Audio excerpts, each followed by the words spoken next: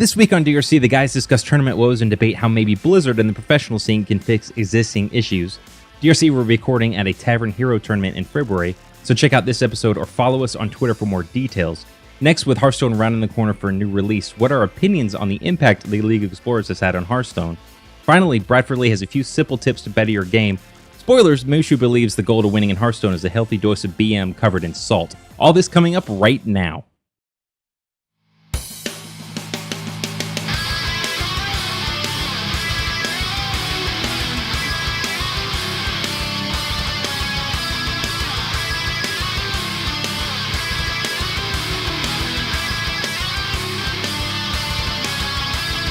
You're listening to the Death Rattle Crew, a Hearthstone podcast.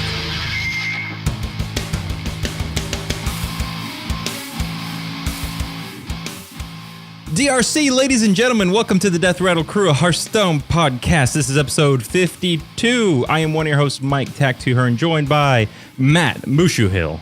Good evening. And Bradford Lee. Good morning, Mushu. Dude, it's still evening here. He's lying. Really? He's lying. Daylight savings. Yeah. Daylight saving, no wonder. Of 6 hours. Don't forget, you can find us at www.deathrattlecrew.com or on your favorite podcast catcher of choice. Just search Death Rattle Crew. We're on Twitter, YouTube, Twitch. Just search Death Rattle Crew. You'll find us. And you can find, you name it. I wasn't going to name those ones. Those ones are only for subscribers. We only hand those out. And Bradford Lee, where can people find you streaming weekly? I stream at twitch.tv/BradfordLee. And don't forget that you can also be part of our swag giveaways weekly. All you got to do is follow us on Twitter, YouTube, or Twitch.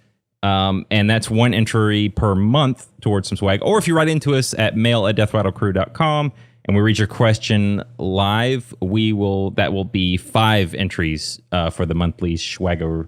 What's a cool word for swag? Swaggery? Swaggeroony? I feel like you would have put a Rooney on. Yeah, Swaggerino. Swaggerino. There you go. I don't think swag's a cool word anyway. Oh man, shut up! You don't know. Swag. So that's how you get cool stuff. I do want to say, I was going to enjoy the food of your people, Matt. Since it was Australia Day, Outback Steakhouse in the U.S. gave free desserts or appetizers if you went in on that day with a coupon. Really? So that's very cool. I didn't have the opportunity to do it, but I wanted to experience the culture of your people and grab a Foster's beer. That was actually quite a few, I guess, specials on Foster's here. I didn't drink that much. It was kind of strange. Yeah. Usually the tradition for Australia Day is to become a wizard, and what you do is a wizard.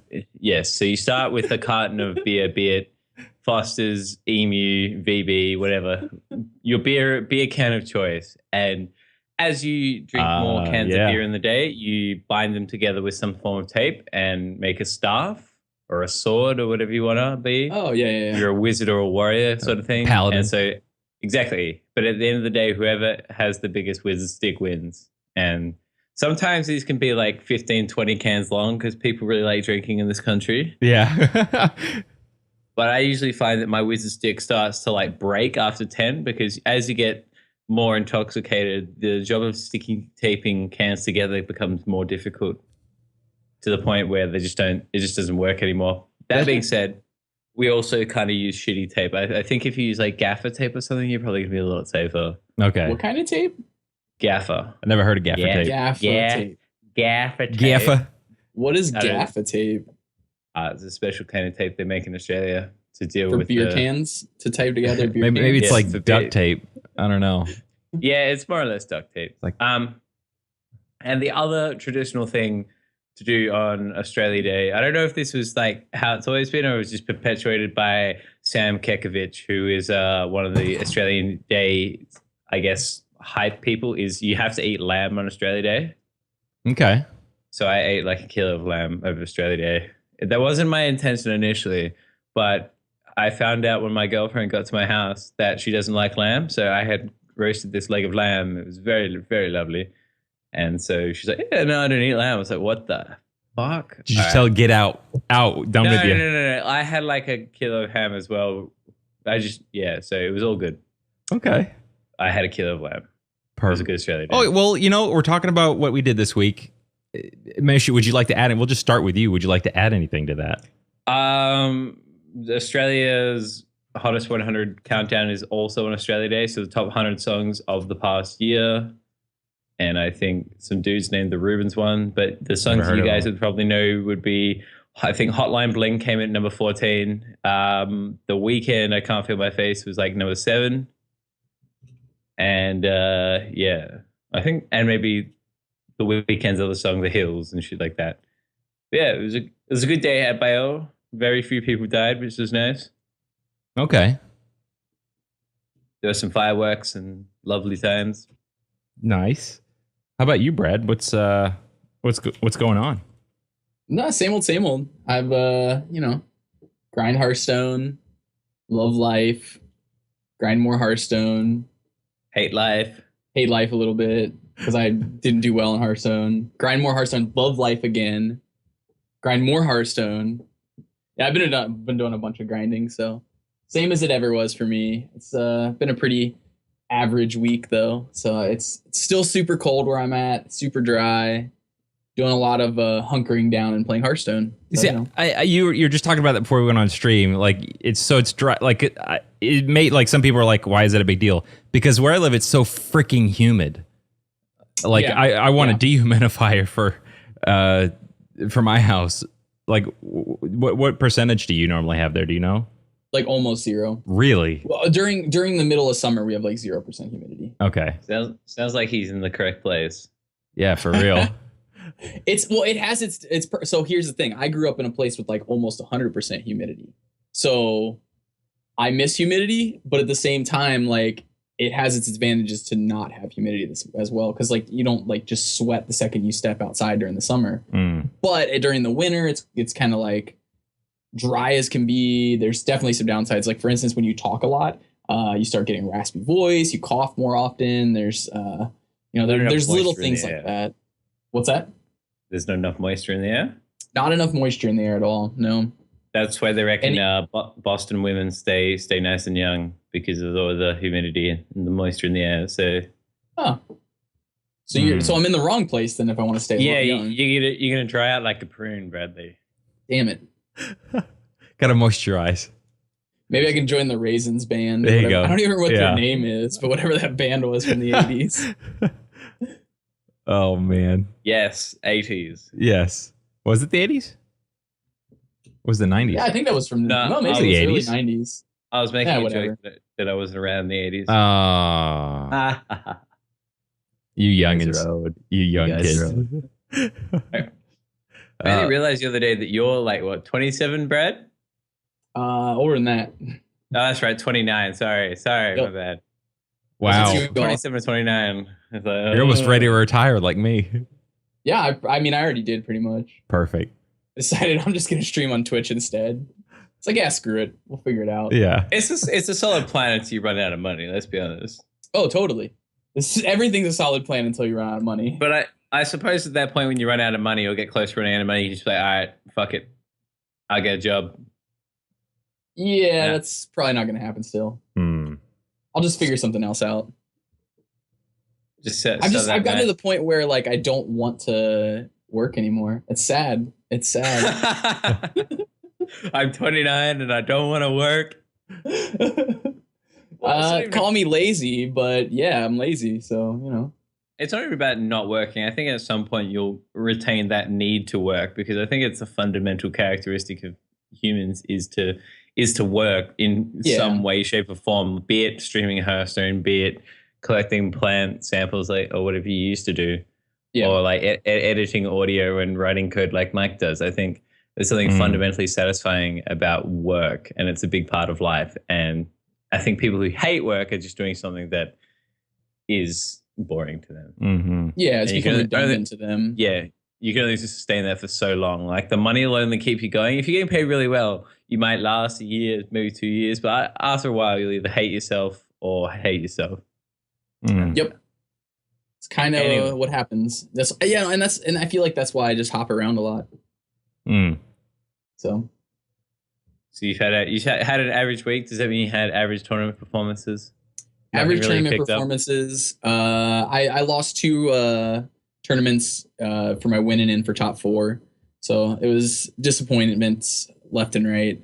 And then we'll talk about this probably later as well, but there were some tournaments that had issues throughout the week, and that was a little bit frustrating as well. So yes. Young Mikey, what's new with you, my beanie man buddy? Man, I got some big news that we're going to talk about in the news segment. Other than that, man, I've been doing a lot of Arena and enjoying it again. I'm still upset by the prizes or the returns. Nothing's worse than going through an Arena run and getting a classic pack when it's like I already have every classic card. I don't think you're definitely not in the majority there, buddy. No, I know.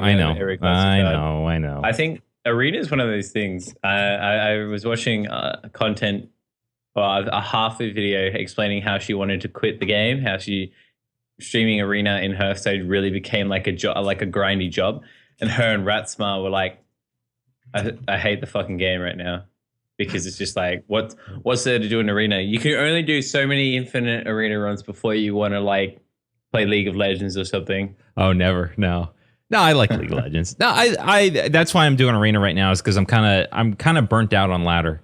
It's all for full cycle because I was all about ladder and hated Arena like 2 months ago. So I'm sure we were talking about this like almost a month and a half ago about how you were like, yeah, I've got my Steam back, and then Mushi was like, yeah, you'll get through this month and almost to the next, and you'll be just freaking bored of it. Right, that's exactly what happens. And we'll get a winner Tavern Brawl every now and then. What was last week's? I want to say was one that I really liked. That was what was last week's? I don't, man. I don't touch Tavern Brawl. I can't remember. Yeah, I honestly don't know. I haven't touched competitive Hearthstone. I played a lot. They were just fun. Like when they're fun, Tavern Brawls, I really appreciate them. I don't play Hearthstone for fun. I play Hearthstone to win. I'm on the same boat. What boat are you riding on over there? Oh, I'm such a filthy pleb. But yeah, Arenas. It feels good to finally be decent at them again instead of going 1-3, 2-3. I wish I had done some warm up games before deciding to do this little contest with you guys. Now that I have to sing a duet, but we'll see. I don't know. Oh yeah, so Tell Me Phone Bag says last week was discover new cards each round. Yeah, I really like that one. It was good. But other than that, it's just been work. Looking forward to Fire Emblem coming out. Shoot! I'm gonna play that. When does that come out? 29th, 26th, 19th, 19th. I think it's 19th of February. Next month. Okay. Yeah, maybe it's later. It's really coming out next month. That series as well. I'm really looking forward to, and it comes with 2. And I hear that there's 2 versions of it. I think they went like the Pokemon route where there's like versions of it, but they're different storylines. So apparently each version is like a full game. Cool. Like Awakening was the last one. From what I've heard, is the new ones are just as long as Awakening was. So everyone's kind of complaining about having to pay for 2 times for the game, but I think it's twice as much game. So that's gonna be. I think it's just gonna be Hearthstone and Fire Emblem for probably the next couple months after that. But that's pretty much it on this front. So was it just you doing tournaments this week, Brad? Mushu, did you do any? No, I abstained from tournaments this week because I don't know. I just wasn't feeling it. Okay. And I saw there was mad tournament beef drama. Yeah, and I was like, not any of the tournaments I was going to play anyway, but nonetheless. And we're going to talk about that. Brad, we're not going to talk about it yet, but was that you as well? Yeah, a lot of that. Okay. I'm just going to say this. There were less tournaments that I played in than I had signed up for. Okay. Well, yeah, I whiffed a few. I just sort of slept through a lot. Okay. Well, I showed up for every single one of the ones that I had planned on playing, and yet I still didn't play in all of them. So I don't know. We'll talk about it later. Yeah. Well, man, you sound salty as fuck. It's so much salt. In fact, I'm drinking like water thoroughly because I'm so dehydrated from all the salt. Well, Ridiculous. Let's go ahead, take a quick break, and get into that segment. But I do have a question for you guys. I want to ask the listeners too. What do we want to? This is going to be a semi-news segment because we talked about it. We don't really do news, but I guess it was the kind of news that I didn't want to do is different than what we're kind of doing. What do we want to call this segment? I was thinking about it, and I know that you guys, or at least Matt, I know you hate the name Crew Rants. I love Crew Rants. I know Avery hates Crew Rants. What do you want to call it? What, for like our news segment? Yeah, because I mean we're about to rant anyway, so I feel like it's fair to call it Crew Rants. I know you hate it, but it's misleading as fuck to say, "Oh, like this is our news segment called Crew Rants." Yeah. I love it. I love Crew Rants. I don't know anyone who doesn't like Crew Rants other than you. Well, and Avery. And Brad doesn't like it either. Man. I don't know. I think it's as Mushu said, it's a misleading. Okay, so you're just not a cool person, all right? Like, oh man. Stop it. So what are we gonna call it then? Are we news segment? Well, we have it real creative right there. We have it temporarily pinned as in case you missed it. Do we want to keep that? And I'll do like in case you missed it. This week, in case you missed it, Bradley is salt. Yeah. Do we? So do we want to go ahead and do it in case you missed it? We'll keep it as in case you missed it and tweet something better. All right. Well, we're gonna take a quick break and be back with in case you missed it.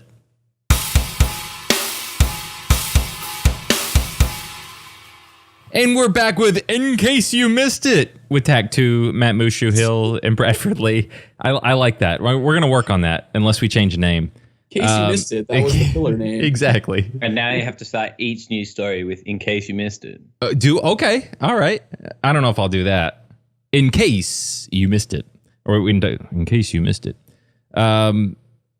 So we've got a couple things to talk about. I'm going to go ahead and knock this out first. Really exciting thing. So the Tavern Hero, the championship tour that is happening, and we talked about it a little bit last week. Blizzard is holding one of their events at Battle and Brew in Atlanta, which is in Sandy Springs area on Sunday, February 7th from 5 till, I guess they're going to end whenever it ends, 11, 12. We're going to be there that night. Recording, interviewing some folks, and talking to real just players. And we're gonna do an episode on it, but it's gonna be a little different than what we have normally done. I really think you guys are gonna enjoy it. We know what it is, but I'm not gonna spill the beans yet. I want it to be a surprise. It's gonna be really cool. But yeah, if you can be there, if you're in the Atlanta area, please come. Love to see you. It's gonna be a good time. This is the first time I'd been to the Battle and Brew, their remodeled new space, because it used to be in Marietta, and this place is freaking badass. It is fantastic. So if you haven't been yet, go. Beer's good. The food's actually really good.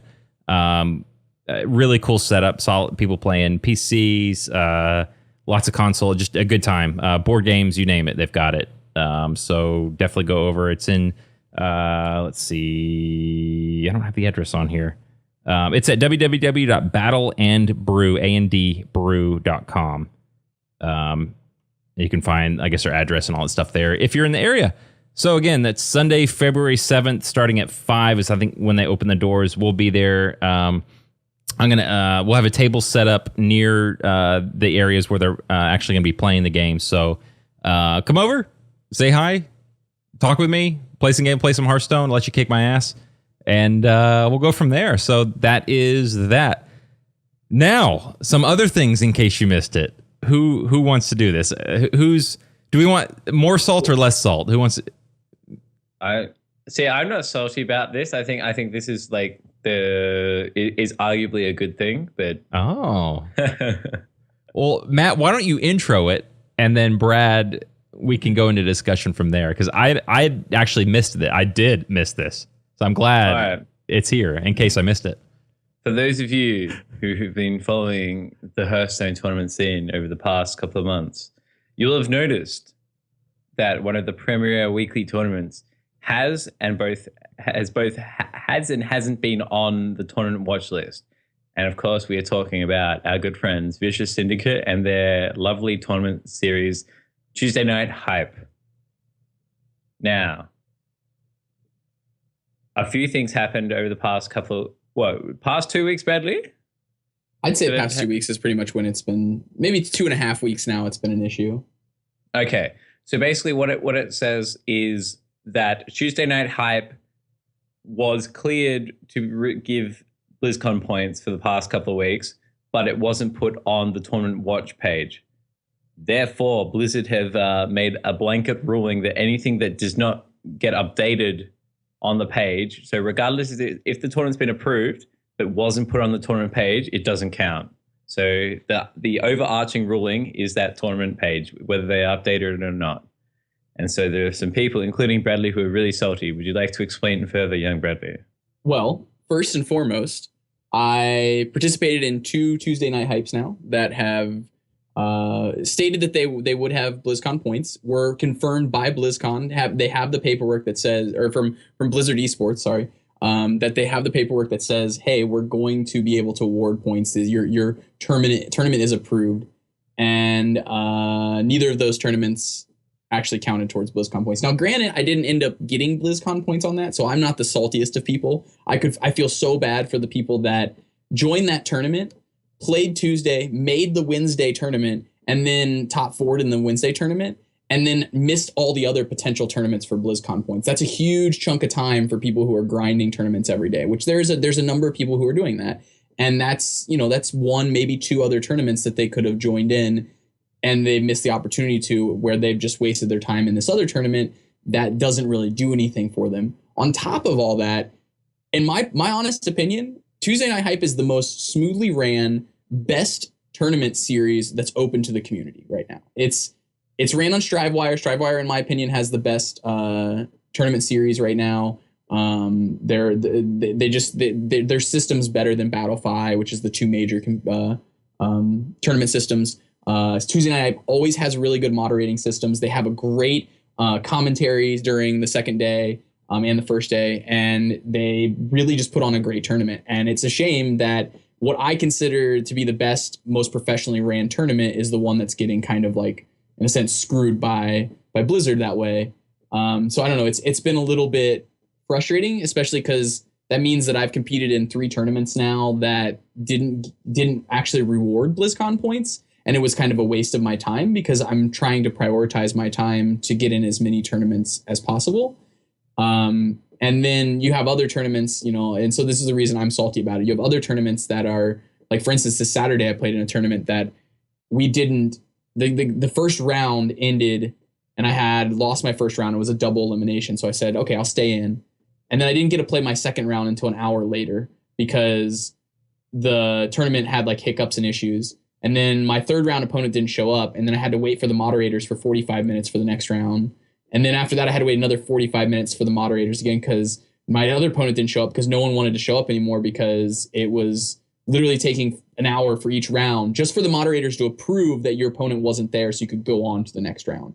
And it just got to the point where every single person in the Discord channel was just like, is this really happening right now? Some of their moderators weren't even there anymore. Like, their moderators just left. They were like, oh, I'm so stressed out. And then, like, I even saw one of them say that in the Discord channel, and then they weren't there anymore. So, like, it's a shame that, like, the most smoothly ran best tournament series can't get awarded BlizzCon points, but these really terribly run ones are having these things. And it's frustrating because I'm spending, I ended up leaving another tournament that I could have played on Saturday to sit for 4 hours to never get to play like 3 rounds. So I sat there for 4 hours. And I mean, I did other things during that time frame, but it's hard to like get up and do something else because you don't know when your next round's actually going to start since you're waiting for your next round to start. But it's all just came down to the fact that nobody was responding. There was no response from the administrators. There was no one there to help the tournament keep moving somewhat smoothly. I mean, it's okay to have hiccups and issues like that, but when it consistently happens for 4 or 5 hours long, something's going wrong there.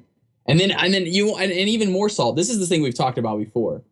The BlizzCon page, the page where they have the list of all the tournaments, although it's updated occasionally, it's not even like it's terrible. They don't even have the correct dates on it. They don't even have like there's been multiple tournaments that I've signed up for, And I was like, okay, and I wrote it down on my calendar because I've made a calendar specifically for tournaments because of how confusing the tournament system is. I've written down all the crap for it. I've gotten everything recorded, and then all of a sudden I'll wake up and I'll get ready for my tournament that's supposed to start at like, I don't know, like 8:30 or 9 a.m. or whatever. And it'll say, oh, your tournament started 2 hours ago. And it's like, wait a minute, what? And because BlizzCon didn't have their times right, or the tournament series have changed their time frames after the time was already set, or, you know, like there's just all these communication issues that are going on between the esports at Blizzard and these tournament series syndicates. And it's just, it's getting to the point now where every single time I have an issue, I've been recording and talking about it and just saving the video. Because once I get to like 50 videos, I might finally just be like, all right, time to compile this on YouTube and show the world how terrible this system has been run. And it's frustrating. There's no other way to say it besides it's frustrating, and just pour the salt on because that's what's all over me right now. I was going to say, it sounds like a truckload of salt, Bradley. Yes. I think when I read that the tweets from Vicious Syndicate about this, that's when I was finally like, okay, this might be a breaking point for me. This is incredibly frustrating because I spent 8 hours of my week playing in tournaments now that didn't exist. They didn't have any impact on me. So I spent 8 of my potentially precious hours doing something that had no impact on me for reaching my goals. Right. So I'm gonna go ahead and read those real quick from the Vicious Syndicate page. Has been is it affirmed, confirmed? Yeah, I guess confirmed. No, it has been firm that they firmly committed that. Oh, okay, got it. On an event page, they will not grant points even if it is on them for simply not updating in time. So if they didn't update their page in time, it basically it's firm. You guys don't get your points for that. So that was the first one. Second one says, does not update events page, will be forced to cancel Tuesday Night Hype this week until they update events page. And then third one was, despite writing confirmation directly from Blizz esports manager stating Tuesday Night Hype will award points, our events are not on the events page still. And that's and it's 100% on Blizzard, definitely. But the thing they're trying to protect here is integrity, in that if it's not on the events page, and that they're setting that as the gold standard of advertising for BlizzCon points. If it's not on there, then there's a sort of level of, this is like an undiscussed tournament. It's a secret tournament that only certain people hear about. Granted, Tuesday Night Hype is one of the longest standing tournaments in the thing, but that doesn't exempt it from not being advertised on official Blizzard channels. And if it's not, regardless of if it was Blizzard's fault or Tuesday Night Hype, Syndicate's fault, I think what I'm saying is I think this is the right call to not make it worth points, because is there a cap on the Tuesday Night Hype? There is. Yeah, there is. I think it's 256. Yeah, 256. Yeah, even so, like, it's not fair to everyone to make it worth points if it wasn't directly communicated to everyone. Sure. And that's fine. I think what makes me mad about it is that, you know, they got approval. They went out of their way to get approval, and you know, they even got Blizz esports managers got back to them and said, hey, this is your approval. You've been confirmed. You guys have this. We've directly contacted you. What really gets me is the fact that even though that happens, they can't just update a website after that. You know, you can't add a line of text after that. And that's just a little frustrating. 100% they got screwed, but I don't think it's anything to like quit a Hearthstone. I don't think it's anything to quit your Hearthstone run over. What was the other tournament that you had particular problems with? Because like I've only played 2 series of. I've played the Pandaria Cup and I think it's Union Open. Both they've both been hosted on Battlefy. The ones that I've hosted on Battlefy, I haven't had a single issue with. I think Battlefy, in my mind, from the few platforms that I've used, is the absolute gold standard. Like, there's no problem with no-shows. Like, there's obviously a buffer time, then you can submit your score, and then if no one else responds to that score, it just goes through, and it's a fantastic system. And it has like a 512 cap, which I think is, you know, a good thing, because all these Strivewire tournaments are just packed. Like, the entire Herminated series is just impossible to get in, because it's just like it's like either 128 or 256 cap. Basically, I don't think the cap's high enough. I think, Granted, it comes down to their resources and how much they can sustain. It's probably better that if they try and run a 256 for the Strive Warrior tournaments. If they can only support 256 people in a tournament, then it's probably not a bad thing. But I agree with you that like Pandaria Cup has been run very smoothly on BattleFi. They're great. They've done a great job. There's a number of other series that have done really good job. Get Hermited does a pretty good job on Strivewire. But there's just a number of them that on BattleFi, it generally seems to be that the BattleFi system either struggles or the moderating team is just completely call them out. Call them. Who are they? Which tournament? Specifically, Bradley. I had issues with, okay, so let's see, on the 16th of January, the Union Cup got canceled. That one was because of the actual something yeah, no, that was a different tournament. But the Union Cup was canceled because of the website being down and having issues. And they, in their Discord channel, they were like, hey, we're not sure if this is actually going to happen. So just hang out. And so I ended up hanging out, and then I missed it. I had other plans potentially if I like lost in my first couple rounds for the day, and I had to wait for 2 hours and never really got to play. Plus I had missed the time frame to go do the other thing. One of the Pandaria Cups, I believe, got canceled because of the Grand Tournament of Peru, or what was that tournament called? Was it Grand Tournament of Peru? Anyway, there was another tournament. No, it's not Grand Tournament of Peru. That's coming up. But there was one tournament canceled because there was another tournament happening. And it's like, what? You guys scheduled this months in advance, like, and they canceled it because there was some other tournament happening that they decided people wanted to be in or something. I don't know. Kind of annoying. There was, let's see, last week I didn't actually write the name of the one that on last Saturday that went down. But nonetheless, that one went down as well. And there was one other here, and I don't see it on my calendar. I must have just scratched it out. I think it's this big blob on my calendar that's scratched out. But because I was just like so pissed off. I was like, God damn it, I just wasted so much time on this stupid thing. But there's been a number of issues. And I wish I could pull up my videos as well right now, because I've recorded now 4 different videos that just to note what issues I went through, so that if it ever becomes an issue, I can at least share those videos with the world. I hate to be that guy, but the Panda Cup, the Union Open it's written down in my thing as the 15th ran, because I played in it. There was the HCL Elite Series on the. It was the Elite Series. I'm sorry, it was Elite Series. My apologies. I was looking at the wrong date. The HCL Elite Series on the 16th is the one that got canceled. The Union Cup was on the 15th, and that one was fine. Yeah. I'm fact checking you as we speak. he's snoping it right now. Well, I just don't like perpetuating like bullshit. So we'll have a cheeky look. All right. No, I'm glad you double checked that, because I did have. Yeah, it doesn't look like HCL ran, because there's nothing on their bracket page. That message from, who is it from? Tournament cancelled. Pandaria. The Pandaria number 4 was cancelled. Yeah. And I got a message in, I assume, Spanish. Translate. Google. Yeah, so those 2 tournaments were down that weekend, and those were actually the only tournaments I was playing that Saturday and Sunday. So the 2 tournaments I had intended to spend on that weekend were gone. I mean, now granted, here's the thing. When I talk about issues happening, they're only a small percentage of the whole. You know, like for the most part, it seems like these issues don't make up the grand scheme of things, because they're only, like 1 or 2 tournaments a week on average, as compared to like 20 probably that are getting run. And on top of that, there's others outside of the BlizzCon points that are getting run on a weekly basis. So there's certainly, it's definitely the minority of tournaments, but it's a shame that, a World Championship Series can exist with this kind of level of issues. I don't know.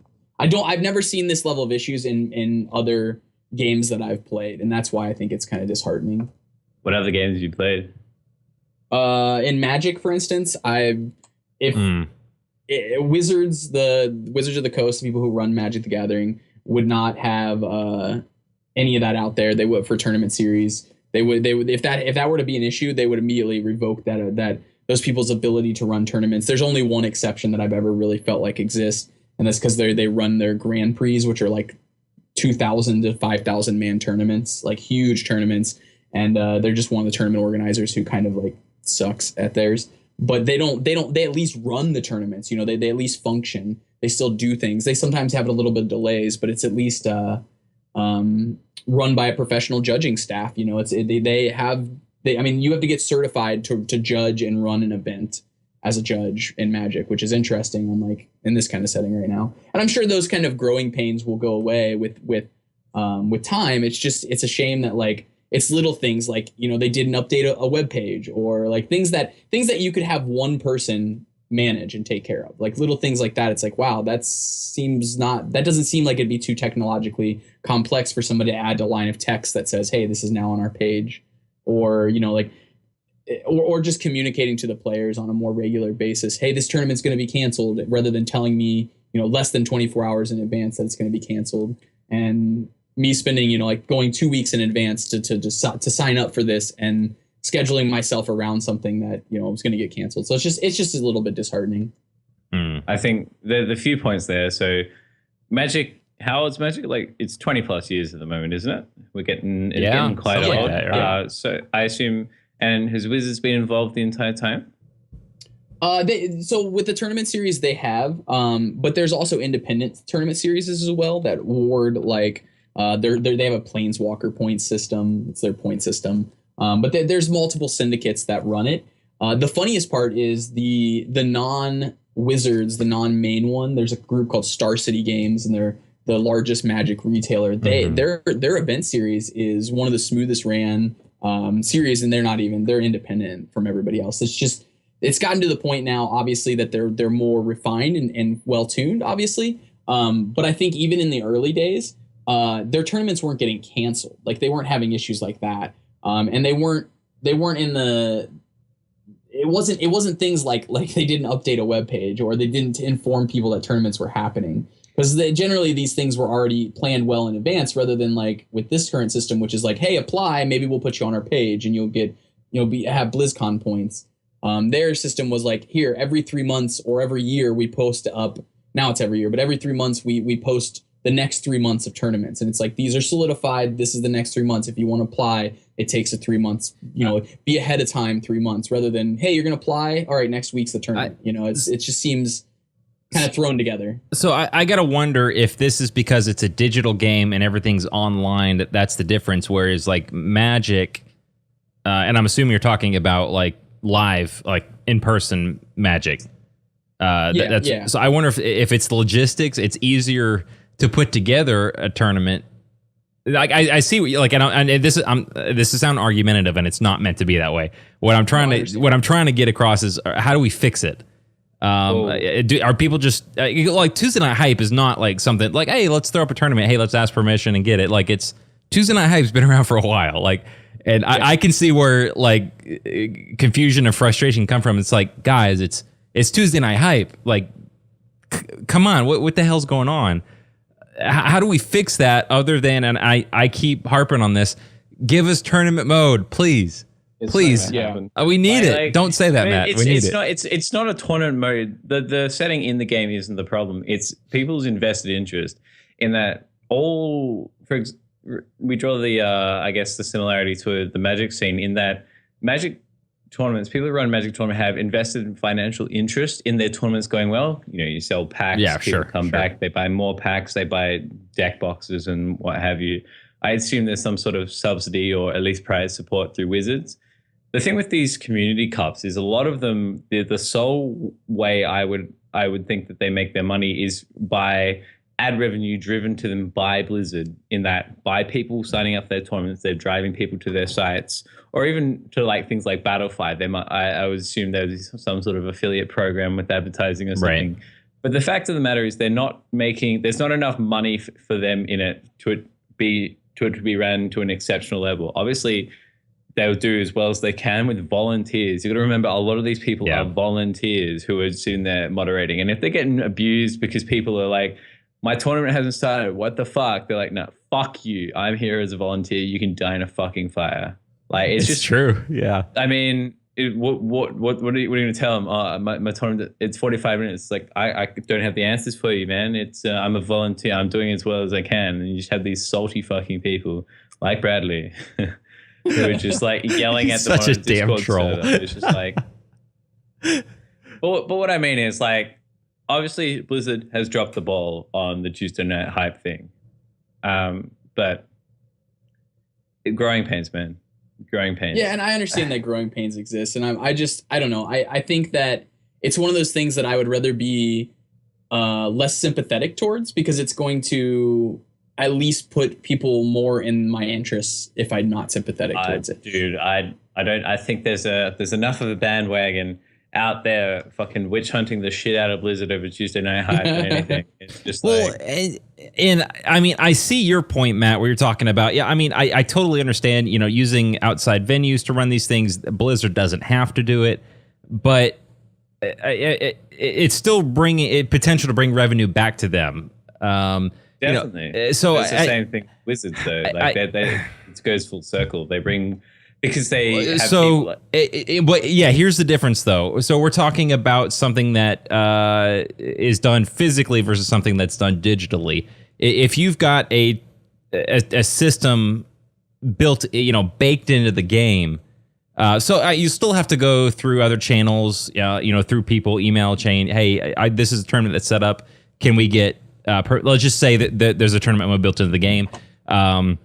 Tuesday Night Hype goes in and says, hey, we're going to set this up every week. It's going to be obviously using your system. Does it qualify for BlizzCon points? Yes, it does. Okay, great. And don't even have to go in and make a special little section for that. But if it's all running game, nobody has to worry about any of the micromanagement stuff because the game handles it all. You know, the player goes into the game to sign up for it, so that's all handled in the system. When and how people play together is all handled by the system. You can't get pissed at someone, hey, my game hasn't started yet. I don't know what to tell you. The game hasn't set you up yet. That means somebody's not ready, so shut the hell up. You know, who are you going to yell at that? Blizzard? Like, they're just going to tell you shut the hell up and wait. But like we're talking about physical card games, we're talking about a venue that has to be rented or saved or space. Then there's people that, you know, have to judge it, which the game does all that for you. You know, there's no cheating in the game then. All those micromanaged things is so easy to solve. Coding it and getting it set up is not easy, but the outcome is going to just simplify all those nitpicky aspects of it. Now, I'm thinking theoretically, hopefully, that will help Blizzard when it comes to, hey, we're Tuesday Night Hype. Can you give us BlizzCon points and put us on your page? I would hope that might help, but I could be completely wrong, and that's not going to do anything at all. Like, I don't want to rip on Blizzard too much, but like this is kind of a big issue.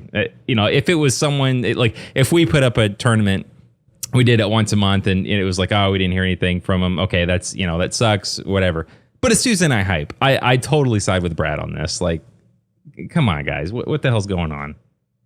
Yeah, I think they ended up getting it on the page. I'm not 100% sure. I know Tuesday Night Hype ran this Tuesday. I didn't participate in it because I wasn't sure if I was going to get BlizzCon points potentially from it. So I just said, you know, I'm not going to join this tournament for this week. Instead, I played a different tournament on Tuesday in the morning. And just said, all right, well, that's life, I guess. I'm not gonna potentially waste more, because the problem for me is it's not that it didn't exist and I couldn't play in the Tuesday Night Hype. There's just no incentive to play it anymore. Yeah. You know, and I spent time in some of these tournaments, and not necessarily all Tuesday Night Hype, but there was one other tournament that was slotted to potentially have BlizzCon points as well. I honestly don't remember which one it is.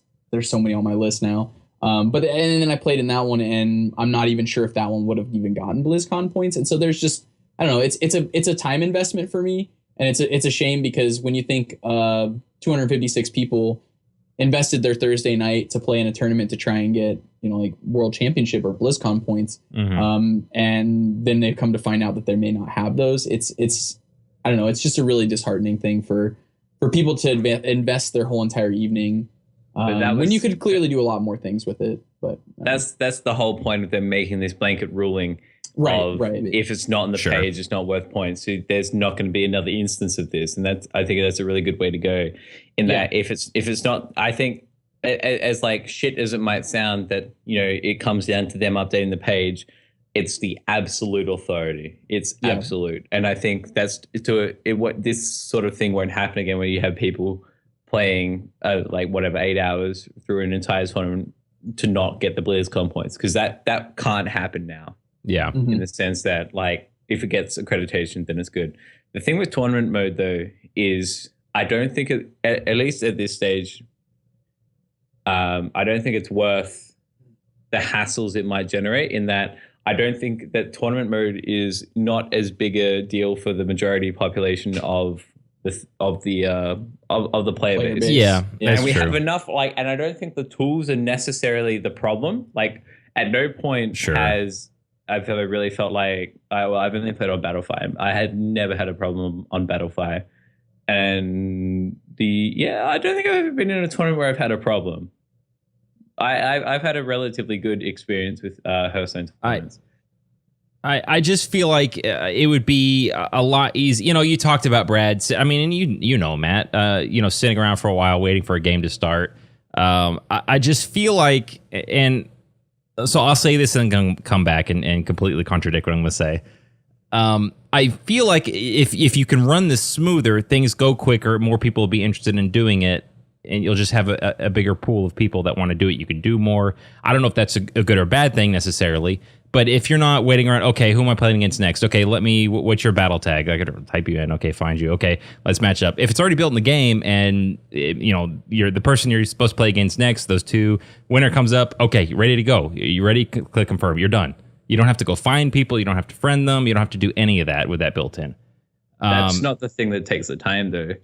You don't think so? No. Okay. That's like at a certain point in a conquest game, that it can go to a best of 5 series. Sure. And that's what it's not the setting up and the managing side of things that takes the time. It's the games and the bracket. So what happens is sometimes brackets get ahead, because a system like Battlefy, it'll just play out the brackets. And so if one bracket, as soon as the bracket's ready to go, it'll play. So if you get 2 or 3 quick games in and you win 2 or 3 best of 5s in about 45 minutes, you're going to be sitting around for an hour or two as the bracket catches up. And I would argue that's where the majority of people's wait time comes from, is a bracket gets ahead of another bracket. And that's the difference between, say, a double limb or a single limb tournament versus a Swiss tournament, in that a Swiss is everyone plays around over an hour, play around. And so from that perspective, it's managed a lot better. And that's what I would argue. You would have the perspective that Magic tournaments will run much better, because it's run in a much more time-sensitive way, in that you play for an hour, take a break, round 2, round 3, and so on. Yeah. Whereas all of these Hearthstone tournaments, I can't say all of them because I haven't looked at all of them, but yeah, most of them are single limb best of 5. Mm-hmm. And so it has the massive potential for brackets to get way ahead of one another. But that's just a function of it, because they want to play it out as fast as you can and get it run. And that's the best way to run it smoothly. I would argue that people who are complaining are people who have played 1 or 2 games quickly, because what happens in Battlefy, as soon as you submit your results and you get moved through the bracket, it'll pop up and ping, and Battlefy, it's a great system. I fucking love it. And as far as me saying, like, I wish it was built into the game, I'm not saying the options that we have out there are bad. No, I agree 100%. Battlefy is awesome. I just like, if you can cut out the middleman in some way, that's what I would prefer. I don't know. I'm kind of on the fence with both of you here. Like, I agree that a lot of the wait is it is those time frames when people are way ahead in the bracket and just waiting for the rest of the bracket to catch up, and that'll happen, and that's just the nature of the style of tournament. That's fine. The only reason I really want tournament mode is, as you said, it's kind of in-house and it's just easier to manage that way. It also, I think, expands the tournament scene a little bit more. I don't know if that's their goal there. Right. But the other huge thing for me is one of the biggest ways that I think people can cheat in tournaments is putting together decks. And, like, let's say, for instance, you can only pick 3 decks. So you pick 3 decks, but they have 9 slots in their deck slots. So they're like, okay, well, we'll actually build 3 variants of Mage and put them all in my deck slots. And so one of the issues is, like, some people don't ask you for picks of, like, a picture of your 3 decks that you've selected. And that's a potential error or issue for cheating. Additionally, there isn't a lot of these tournaments don't have deck registration. Yeah. So in the first round, or even potentially in the later rounds, if all of a sudden, and this you see this more on Battlefy because Strivewire hides the identity of your decks until a certain time frame, and so you can hide your deck until you guys have gone into the battle screen and then pick your decks, and that way they don't know that someone doesn't know. But if say it's my first round of my Battlefy tournament and I see that my opponent's on like Druid, Paladin, and Mage, and I'm like, oh, Druid, Paladin, Mage, that probably means this deck, and Freeze Mage. It's like Secret In, Ramp Druid, and Freeze Mage is what I'm expecting. And so then you're like, okay, well, what's my best options there? Well, let's switch to these decks. And it's like I'm on Warrior, Priest, and something else. It's like, all right, well, I'm going to play my Super Control Warrior because I can beat everything but Secret In with that, and it'll be my secondary deck. And I've got this Priest deck specifically, and so the people might immediately just delete their extra decks and play the builds that they now want. So there's potential for manipulation there, which is a little bit disheartening. Again, it's just, but that's the nature of that system that we currently have in place for tournament scene. Mm-hmm. That's one of the reasons I would like an in-house system. But I do agree with you that the vast majority of people are not in the tournament scene. No, the vast majority are not there. So it's not a focus. And that's the biggest thorn in my argument that Matt made is that's not like what you said, what most people are worried about. I think we're talking about that, and it's a big deal to us, and it's a big deal to a lot of people, but not, the other 18.5 million or however many that just play casually or don't play at the level. I think they did fine this year in tailoring to the competitive players in that we have an actual tour and we have a pro scene that's basically as accessible as you want it to be, and I think that's and it is $4 or $5 million, right, dude. I mean, come the fuck on. How much more? What do you want? Right. What the fuck do you want? I like and the other point that Brad made was, all right, deck slots being baked in. If it's 3 decks or 4 decks, you come in with a ban. You can't, like you said, make a couple versions of and put it in your hand. Like you go in, you build your decks in the tournament browser or section of the client, and they're saved. You can't go and change them. Once they're submitted, you're done. You're done, son. It's in. I like that too. I know it's a nitpicky, like, is it cheating? Is it a more, all those things. Like, if you can get rid of that issue, that makes me so happy. Well, it's I don't think like pretending that it's cheating versus not cheating is not like the right way to go about it. In that a lot of the Battlefy tournaments, as you said, Brad, don't require you to submit a deck list, but that's a function of resources. In that, who the fuck has time to check deck lists? Like, I got to make sure all 30 cards and there's like 6 people from this 512 bracket. In that, I think it's a better way to go about it. Opening up the amount of people who can play in a Battlefy tournament is worth what you give up for people. Sometimes I would argue, from my experience at least, anecdotally, that people stick to the same 3-4 decks. I haven't ever encountered a situation where someone has 3 different mage decks or something. Granted, that can happen, and it would piss me off at the time, but I wouldn't be angry at the person. I just sort of be like, man, this is a really shit situation for me. I think you're going to have people that, like, I'm playing Freeze Mage. Oh, I see what the lineup they have. I'm going to play Mech Mage instead. I think that's going to happen a lot less as far as I'm going to play Freeze Mage. Oh, that's the 3 decks they're playing. You know what? I think I'm going to play the version of my Mech Mage that is teched into Black Knight instead of, whatever, whatever tech card of choice that you want. That's what I think. If someone's going to do it, I feel like that would probably be what they're doing more than just a completely different deck. I don't know. I could be completely wrong. I feel if I was cheating, that's probably what I would do. Yeah, because that way, if someone was counting the deck, the chances of me getting busted are a lot less. If it's 1 or 2 cards that are changed out.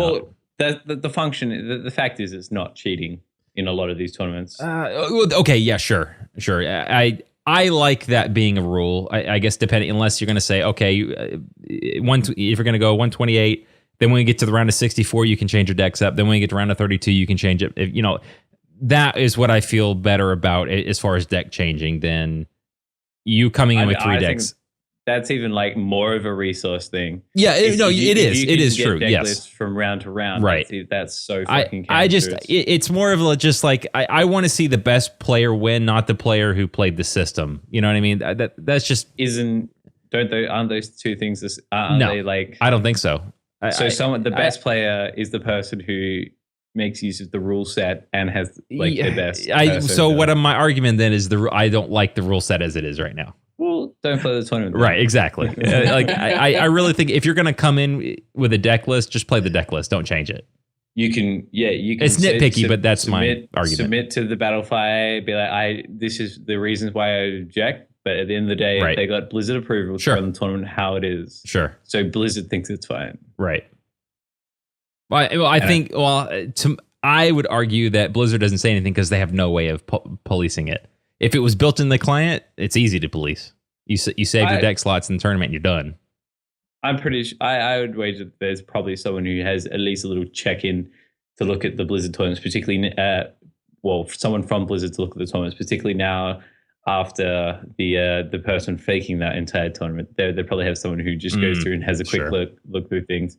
And they're open to any sort of complaints, I would assume. If you write an email and say, Dear Blizz, this tournament here did this wrong because they broke these rules, and they'll probably take it quite seriously.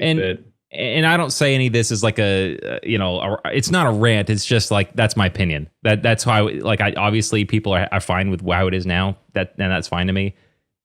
If you were asking me back in my day, that's just my opinion. That's how I would like to see that. So your opinion is it should be run better. Locked in decks. Period. Sure, your decks are locked. I'm sure if you gave the boys at Herminated or like Pandaria Cup, enough money to do it, they would do it. Yes, I agree. Enough absolutely. money to pay for resource people. It's like right. You're wanting something that isn't going to happen because they're not the resources. What I'm trying to do is make an argument for tournament mode built into the client. It's like, sure, it might happen one day. They might just be so overwhelmingly wanted that it will happen. Yeah. But I think obviously as we get further and further along in technology development, the argument of putting a tournament mode on a mobile platform being stressful to the device becomes less and less of an argument because you can handle greater things. And I guess we're definitely moving towards that spot. And they're already, I guess, using a different client in the phones. There's like much less. There's quite a few less buttons in the mobile version as compared to the desktop version. If anyone's taken notice, but yeah, it's the fact of the matter is, Blizzard is the overlord masters, and you all need to bow to them at the end of the day. On your knee, peasant. Well, yeah, no, that I definitely feel like sorry for Bradley spending time that he could have been doing other things, but it's the same thing. I think it's like anything you do in life. Sometimes you're gonna get fucked, like just out of nowhere. I mean, and it's fine to be salty about it, but I don't think that should inherently dissuade you from participating in future Blizzard tournaments because of the majority. Like you played quite a few tournaments, and I would wager that the minority are tournaments that you've had a bad experience with. Yeah, the minority are bad experiences. Yes. In fact, the best tournament I ever played in was on Battle5, but the worst tournament I've also played on it was Battle5. So like, it's to say that generally the experience is neutral. I'm like, okay, I'm content with how this was ran. It was fine. Occasionally I'm like, wow, I wish more tournament series would be run this smoothly or this great. And occasionally it's like, oh man, I really hate what's going on here. And so that's the reason to rant, is more just to try and help at least get the message out that there needs to be accountability, and that's something that we need to, it's something that the growing pains of creating a tournament scene will go from there. What do you mean accountability? 100% Blizz is accountable for this. Like, we fucked up. Moving right along, we'll do this differently. Like, what do you want them? $10,000 to Vicious Syndicate for fucking people around. Yep, that's not gonna happen. They don't know you. Youngblood will like that. I know he will. Yeah, definitely like 10,000. Yeah, like sold. In the sense screw up that again, guys, we'll take 10 grand every time. DRC confirmed. You're welcome, Youngblood. I think the reason that people get so salty about these things is because it's assumed that a tournament will be run well. It's not, tournaments can be run okay. But like your tolerance for tournaments to be run okay/well is, huge. The best run tournament is probably going to stick less in your mind than the worst run tournament. Like the bad, like bad is fucking when you basically I'm trying to say that it's the negative is much worse than the positive is good. So tournaments that are run badly, Okay, I follow. Your experience is going to be much more worse than a good tournament, and your experience being that much better. Like the difference between the memorability of it is greater. Yeah, and in a negative experience. Exactly. Yes. So you're going to have longer lasting impressions from a bad tournament than a good tournament. Yes.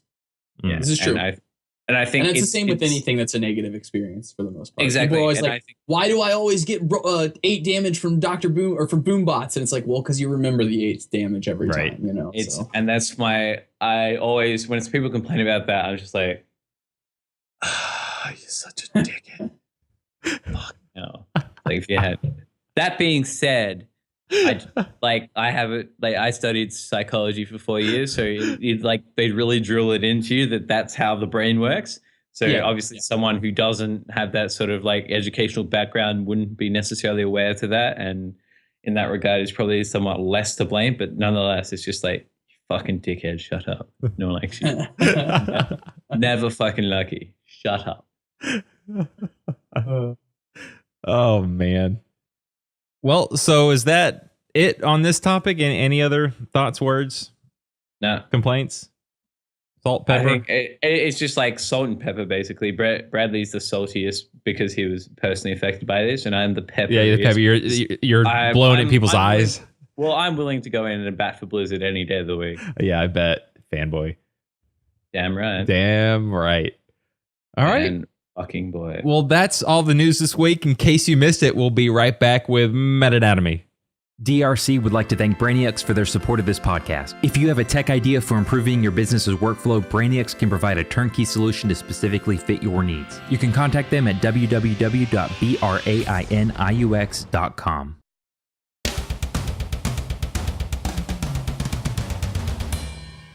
And welcome back. This is Meta-Anatomy, your one weekly stop for every single thing. Every single one of those things, Meta and Hearthstone.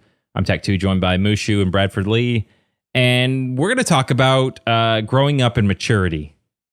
The birds and the bees. Coming of age. About when you get funny feelings and hair grows in weird places and in the game of Hearthstone. Brad, why don't you take it off? Well, many of our favorite legends, Elise Starseeker, Reno Jackson, Bran Bronzebeard, and the crew have reached a state of maturity. I think we finally reached the point where the League of Explorers is been out for a little while. The meta is kind of settled, I guess you could say. That means that we know, for the most part, what decks are going to exist. There shouldn't be too many more surprises moving forward within the League of Explorers. And we've kind of become our meta has fully bloomed past puberty, and now it's a mature meta. It's blossomed into a new mature meta. And so I think it was really, and it's something I'd like to do for all of the sets moving forward.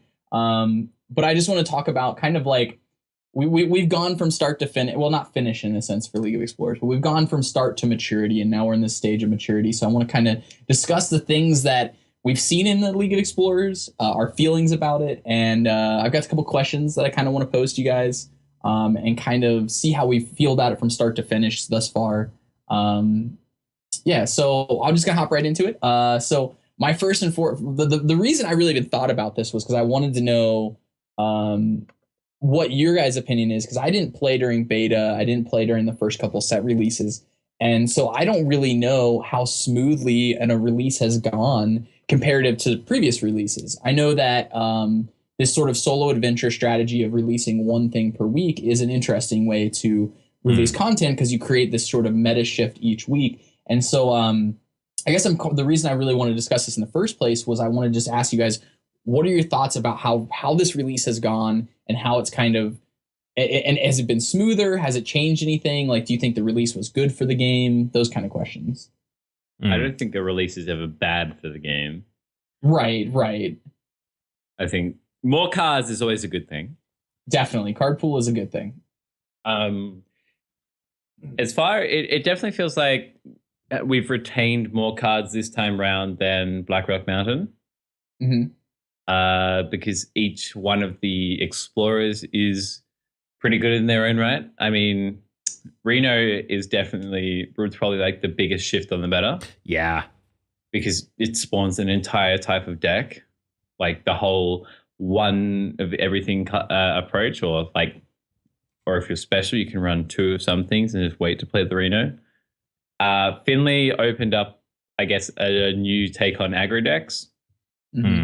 Bran just became a function of Reno lock and other things where it's good sometimes. Well, it's great sometimes, but other than that, it's just a relatively solid 3-drop. Elise Starseeker, I think, is more of a fun card than anything. Like, she's not terribly consistent, but you can definitely chuck her into just about any control deck and just go for the Golden Monkey Dream. Because it can definitely be used in some situations where you get a lot of dead cards at the end of a game and just magically turn them into legendaries is always a nice thing. Man, there are a lot of questions here. So as far as release went, it was definitely much more stable than, say, Naxxramas was an absolute shit fest. Yeah, it was. Why was that so?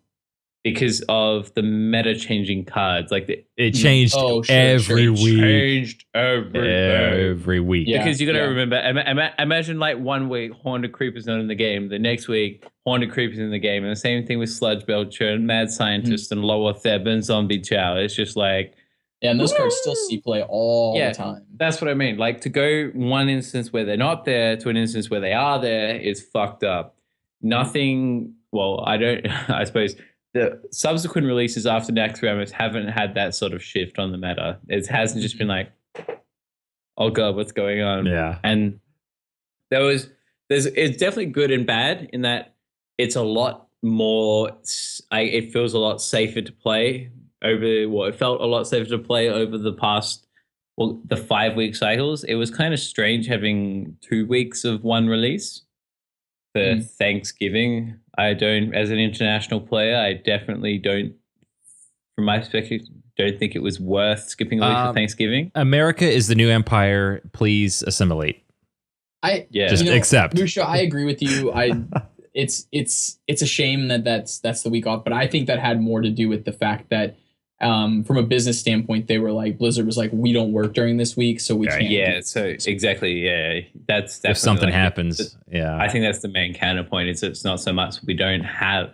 So yeah, it's not that we don't have the resources to just like release this. It's that if we release this and shit goes wrong, then no one's here to fix it, sort of thing. Right. And that's a very valid point. It's definitely worth waiting a week in that regard. But it was a kind of a weird shift in that regard because it has the meta had more or less solidified for those 2 weeks.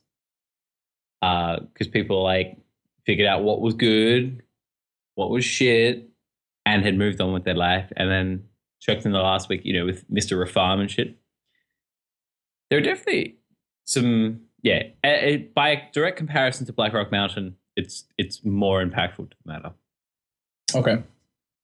And I even think some of the Blackrock Mountains cards gained a little bit of steam because of this set. Is kind of how I feel about it. Like Bran, for instance, helped the Mali lock style decks, and those decks utilize a lot of the pieces that not a lot of them, but some of the pieces that were in Blackrock Mountain. So I think some of the Blackrock Mountain cards gained some steam because of that, which is interesting. Do you guys think that it would be a good idea to have like a 2-week gap for each of the solo releases? Like how we had that 1 week? You think the 1 week period was a good timing? It just drags on for too long, man. Like as much fun as new releases are, 2 months of release is fucking painful. 1 month is almost too long, I think, sometimes. Yeah, 1 month is definitely too long because it was a 4-week cycle this time, wasn't it? There wasn't 5. Right. Yeah. Because Brown and Reno came out in the same week. Right. Mm-hmm. Did they? I feel like we should have brought up. We need to bring up. No, they came up in schedule. different weeks. I'm pretty sure. Maybe I'm wrong. No, yeah, there was one explorer each week. So Reno, Bran, Elise, and Mergleton. And was Rafam his own week? I don't do, but it's been so long. I forgot. It has been a while now. I think Rafam was in the last week when Finley came out as well. Anyway. Yeah, basically any more than 4 weeks is too long. Naxxramas was too long. Yeah. But that's partly because they wanted to do it justice, because there technically are 5 wings of Naxxramas, but and there are some big expansions or big raids like that. Like I think Ulduar would probably have a 5, maybe you could maybe even argue for a 6-week release. I don't know. It's kind of strange. You could actually probably smash out in 4 or 5. But yeah, there are definitely big raids to come. And I'm definitely a fan of the 4-week one. Because that way it's over and done with. Because I think there wasn't a huge amount of... I don't think there was enough hype for League of Explorers. Naxxramas, I felt like was a good amount of hype, and we had that big, large window. Ben Brode and some of the other devs aren't big fans of having that big gap of time between announcing it and releasing it. Yeah. But I think League of Explorers is the contrast opposite in that they were like, oh yeah, BT-dub, new expansion next week. And it's all like, what? I liked it. I liked that they did that. Yeah, I think that was neat because it kind of drew my interest immediately, and it made me want to like immediately start getting a little bit more into the game. They do that. Nintendo usually does that. But you get like, and what I hate it when Sony or Microsoft, and it's not really them. I guess it's other AAA developers. Like how many what is coming out soon? The Division. We heard about that 2.5 years ago, and it's getting ready to come out. Huh. Destiny was the same way. It's like it kind of stopped caring about it. Okay, I get it. All right, just please release already. Mm-hmm. I like it being, that looks freaking awesome. Oh, it's out now. Great. I can go download this right now. But I think that's definitely 2 different takes on it, and because they're trying to build a franchise, and that is be true. 2 years between. Yeah. Okay. That's a good point. And Hearthstone's already a game. It's already a developed franchise.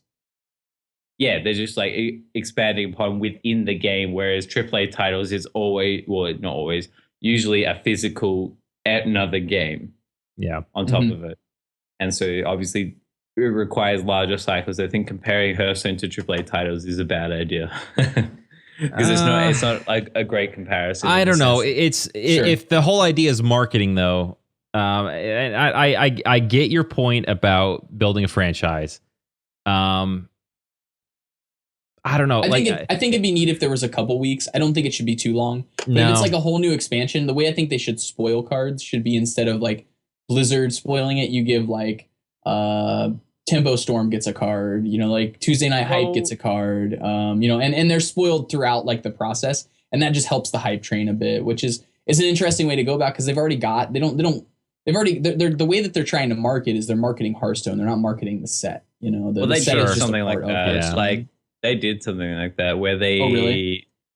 It was a Twitter vote where you got the pictures of 2 cards, right. And you voted for a card, and the winner would be released, or spoiled rather.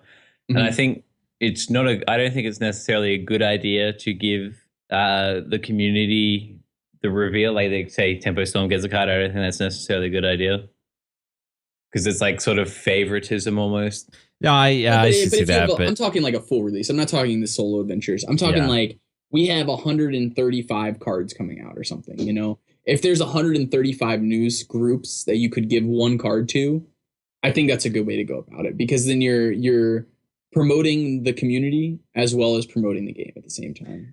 Yeah, but at the same time, I think 135 news groups, I think that's also bad. I could argue maybe 20, if you gave all the professional teams of a certain size a series of cards, then maybe. Because there's definitely a level of pro teams and not pro teams. I think anyone who's below a sort of fade to karma level probably wouldn't get one. But I think the way it's being exploited at the moment is fine. It's just Twitter. Twitter and maybe even YouTube releases or something being explaining like a sort of League of Legends champion spotlight style. Like these are the cards that we're spoiling today. Cards Yeah, we or can like use talk to about a new suggest mechanic combos. and Exactly. yeah. All right, well then moving onward, what do you guys think now that the meta is mature? Do you guys think this is a healthy meta now that we're in this? Can we make one rule? Yeah. Not really complain about Secret Paladin. Because Well, like Matt was that's not saying, League of Explorers like Matt was saying, that was a problem before that. Like, okay, not necessarily all right. a problem, but that existed before that. Okay, all right, never mind then. Mm-hmm. All right, like Secret Paladin is a different thing entirely. It's not the card's fault. It's just it's people's fault rather. Mm-hmm. Like there are definitely the tools there to not have a Secret Paladin meta. People just think it's that good. Yeah, and that's arguable. But yeah, no, I think the meta is in a relatively good spot in the sense that while Secret Paladin might be dominant, there's enough other decks that are competitive with Secret Paladin that it's not too bad. Like Reno Lock is pretty competitive with the Secret Paladin. Mm-hmm. Anything that has like a full on board wave, I think we're in a pretty good spot at the moment. Obviously, something could be done about Paladins, but I think if Blizzard's stepping into it, it's just sort of no hope for humanity kind of thing, in the sense that it'll feel like all the nerfs that have ever been done have been community driven. It's like just whiny bitches. I flat out just call the entire community whiny bitches. No, I'm calling the people who whiny bitches. Because it's definitely the community is fucking massive, and then there's the fraction of community people who post, and then there's a fraction of people who post and complain, and then there's a fraction of those people who post, complain, whose claims are unwarranted, well, not unwarranted, but don't have objective bias to it, don't have objective substance to it, rather. And I think Secret Paladin is definitely getting to the point where it's like, why the fuck am I playing as a Secret Paladin? But I think it's definitely solvable through new releases rather than actually changing current cards. Yeah. And I think League of Explorers has had a pretty good effect on the meta, because I agree. Whole archetypes spawn, like, you know, the Murloc Paladin, and you look at Shaman's viable again. Yep, Shaman. Yeah, Shaman's very viable now. Yeah, and it sort of pushes other archetypes into the background, but such as Hunter. But as we saw from DreamHack, that was not necessarily the case with the young Orange coming out on top, running a Hunter deck. But that's more of a everyone's like, what the hell? There's a DreamHack that happened? Yes, there was apparently. It conflicted with Starladder. It was very poorly advertised and streamed, so no one fucking knew about it. Yep. But that happens. But yeah. Yeah, I think the meta was very healthy from this particular release. As you said, there's just a number of new archetypes coming out of this release. All very strong archetypes coming out of this release too. Just shifting the meta enough that while some things did stick around, like Zoo is still resilient and hanging out. You know, like Secretin's obviously still around. You know, there's still a bunch of decks that are doing well, but it just introduced new decks to help out in that particular regard. I agree too. I think we've got the meta's changed a little bit. It's slowed down a lot. That made me really happy. I think, you know, you can still play aggro decks, but it's we've got tools like Reno Jackson and Jeweled Scarab, and there's just a lot of other different ways to play now. Our Brand's Bronzebeard is fantastic in a Priest Dragon deck. I don't know. I like it, and it really changed up the arena too. I think this is a really good release. I really meta's good. Cool. Yeah, it was definitely better when people were still trying shit, but we sort of had that regression back to the mean where Druid, Zoo, and Secret Paladin became the top tier decks because everyone's like, hey, I can just punish the fucking shit out of these people who are experimenting. Yeah. Which is just how it should be, I guess. Is like the ladder's all about playing the most consistently good thing. And if you're not doing that, you're probably not going to win a lot of your games. Yeah. Yeah. It's true. So that being said, were there any decks, now that we're talking about decks, that you guys felt like were sleeper decks, the decks you didn't think were going to show up, or things that you kind of like caught you by surprise? Shaman. 100% Shaman. Yeah. No one expected a burst Shaman. We expected some form of Shaman, but not this like, fuck you and I'll throw shit at your face Shaman. Yeah, just burn. I think everyone saw the anything can happen Paladin. Yeah. It's like written into the card. Yeah. Surprise. Out of nowhere. I saw that coming, but I didn't see how good it was going to be. Like the whole combo where it's, ahead of time what Murlocs you're going to get and how much damage you're going to do because of what's died. Like, I didn't see that coming. And that blew my mind the first time I saw that. I'm like, wow, that's dirty. That's almost like it's like a new patron warrior in a way. I like it. Yeah, it's different. And you can play around it. It's not a it's not necessarily a bad thing. Patron warrior. Yeah. Yeah, I'd have to agree with Shaman as well, and to some extent Anyfin. Just not because like I honestly discounted the Murloc deck from actually being like viable, I guess. Not necessarily viable, but good.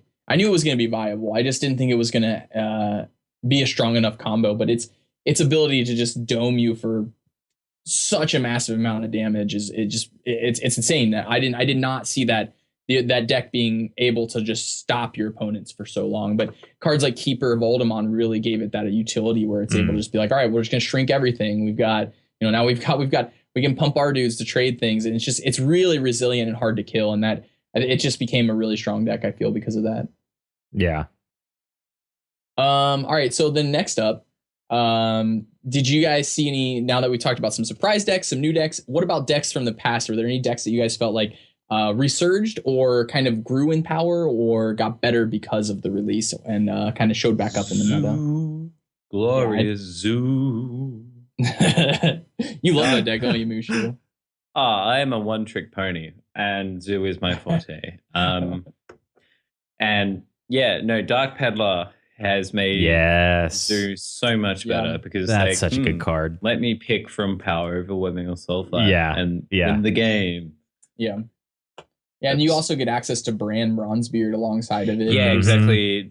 Double. If you ever get double Argus off in Zoo, it's basically it's game. It's like, what the fuck does anyone do? Like, short of Twisting Nether or like short of an absolute board clear, and I'm talking like Light Bomb, Twisting Nether, Equality Consecrate is just like GG.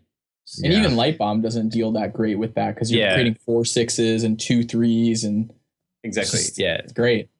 That has to be able to like just deal with it right away. If you get to attack with that twice, it's just like, well, next game, please. Yeah. I've got 2. I like Forgotten Torch, the 3 mana mage spell. Oh, yeah. I think that added a lot to all just a bunch of mage decks. And I really do like Fierce Monkey, the 3/4 for 3 with taunt. I felt like that was a card that it's not like the best card in the set or anything, but I feel like that was something that Warrior really needed. I like that card. I think it's a strong card on turn 3. Yeah, I mean 3/4 for 3 are always strong. Yeah, it feels like. Yeah, I really like it. So yeah, I guess the next question then is, and I know exactly what Mushu is going to say, but which decks do you now favor? I would assume you favor Zoo now, Mushu. I favor Fatigue Warrior. Really? Me too. I haven't played Fatigue Warrior actually in a week or 2, but I used to love I've never been one for like, I guess 45-minute games. Yeah, dude, I thought Resident fucking Sleeper. I think I'd rather just off myself almost. It's like I'd rather clean my house or something. I'd rather watch paint dry than play Fatigue Warrior. Because at least then I'd be relaxed. It's just like, what's the point? Is like, I'd rather take a flip 3 or 4 times in a row because it's so much more efficient. That's what I love about Zoo. Is it's spoken from a true Cancer player. I hate playing against these control decks. Why does anyone play a control deck? It's exactly. Why does anyone like? Exactly. That's 100%. Yeah. Well, it was more born out of like when I was a budding player, and the quickest way to legend was through Zoo. It's just I can play 5-minute games, and I can play like 3 games in the time it might take me to play 1 control game. It's like, yeah, that's true. I can do the math. 3x, might as well win. Particularly for newer players, for shitter players, it's better to take your chance with flipping a coin with an aggro deck than it is trying to outthink people with a control deck. Granted, if you wanted to take the next step, you obviously have to start learning control and mid. Well, the next step would probably be start playing a shit ton of mid-range druid, and then the next step after that, play control, and then the next step after that, play tempo mage. I mean, decks that require skill and knowledge is, I think a lot of decks got a lot, but I think Warlock's favored. Dark Peddler is just freaking baller. Yeah, that was a surprise card for me. Yeah. I favor Warlock now more than any other class. I used to not play much Warlock. I got my golden Warlock because I played Warlock now because of League of Explorers. I just favor Reno Lock. I think it's a really fun deck to play. It's really skill intensive, and it's just with 30 unique cards, it creates a really, really, really fun game. Yeah. Right. Well, okay, so speaking of Dark Peddler being so powerful and potentially, like other cards in this set being so powerful, Reno, for instance, these cards that have a real big impact on the game. Now that we've seen all these cards, they've settled into where they fit. Do you think there was any card from League of Explorers, good or bad, that you guys think should have been removed from League of Explorers or shouldn't have not ever been printed? Wait, cards that are so bad or cards that are so bad for the game? Both, I think. Both. Okay. I don't know if there's one from this set. Yeah, I'm looking. I don't think there's a card, in my opinion, that should be taken out from this set. I think everything that released from this set was relatively strong and put out some good numbers. I was surprised by one particular card, Raven Idol. I kind of overvalued that card. I think it ended up being a little more of a flop than I expected. I don't know if you can get Wild Growth off from it, but I thought you could get Wild Growth off from it, but I have never gotten a Wild Growth from my Raven Idol ever. So I wonder if you can't get Wild Growth specifically. And I don't know if that is true or not, but I would assume if you can't, that heavily impacted my thoughts on that particular card.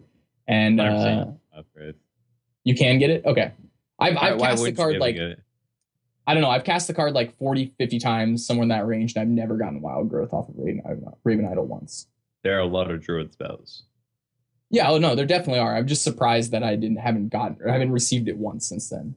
So I feel like that'd be something that someone would point out. It's like, BT Dub, you can't get Wild Growth. Oh, sure, yeah, that would have to be pointed out. But like, I don't know, it didn't end up. I guess what I'm trying to say is the percentage of times that I'm getting the card that I want, which on turn 1, if I go Raven Idol, I obviously am like, oh look, Wild Growth, snag that up, I'm not seeing that, and so. That's why I felt like that when I first saw Raven Idol, I was like, this card's going to be insane. Because, if you have the Wild Growth in your hand, you can look for a minion for turn 4. Or, if you already have something else planned, you can just grab a minion. But if you're like, I just need to dig for a Wild Growth, let's look for one. And it just gave you more consistency and redundancy, in my opinion. To almost be like a tutor for that card. You like tutor up and grab it.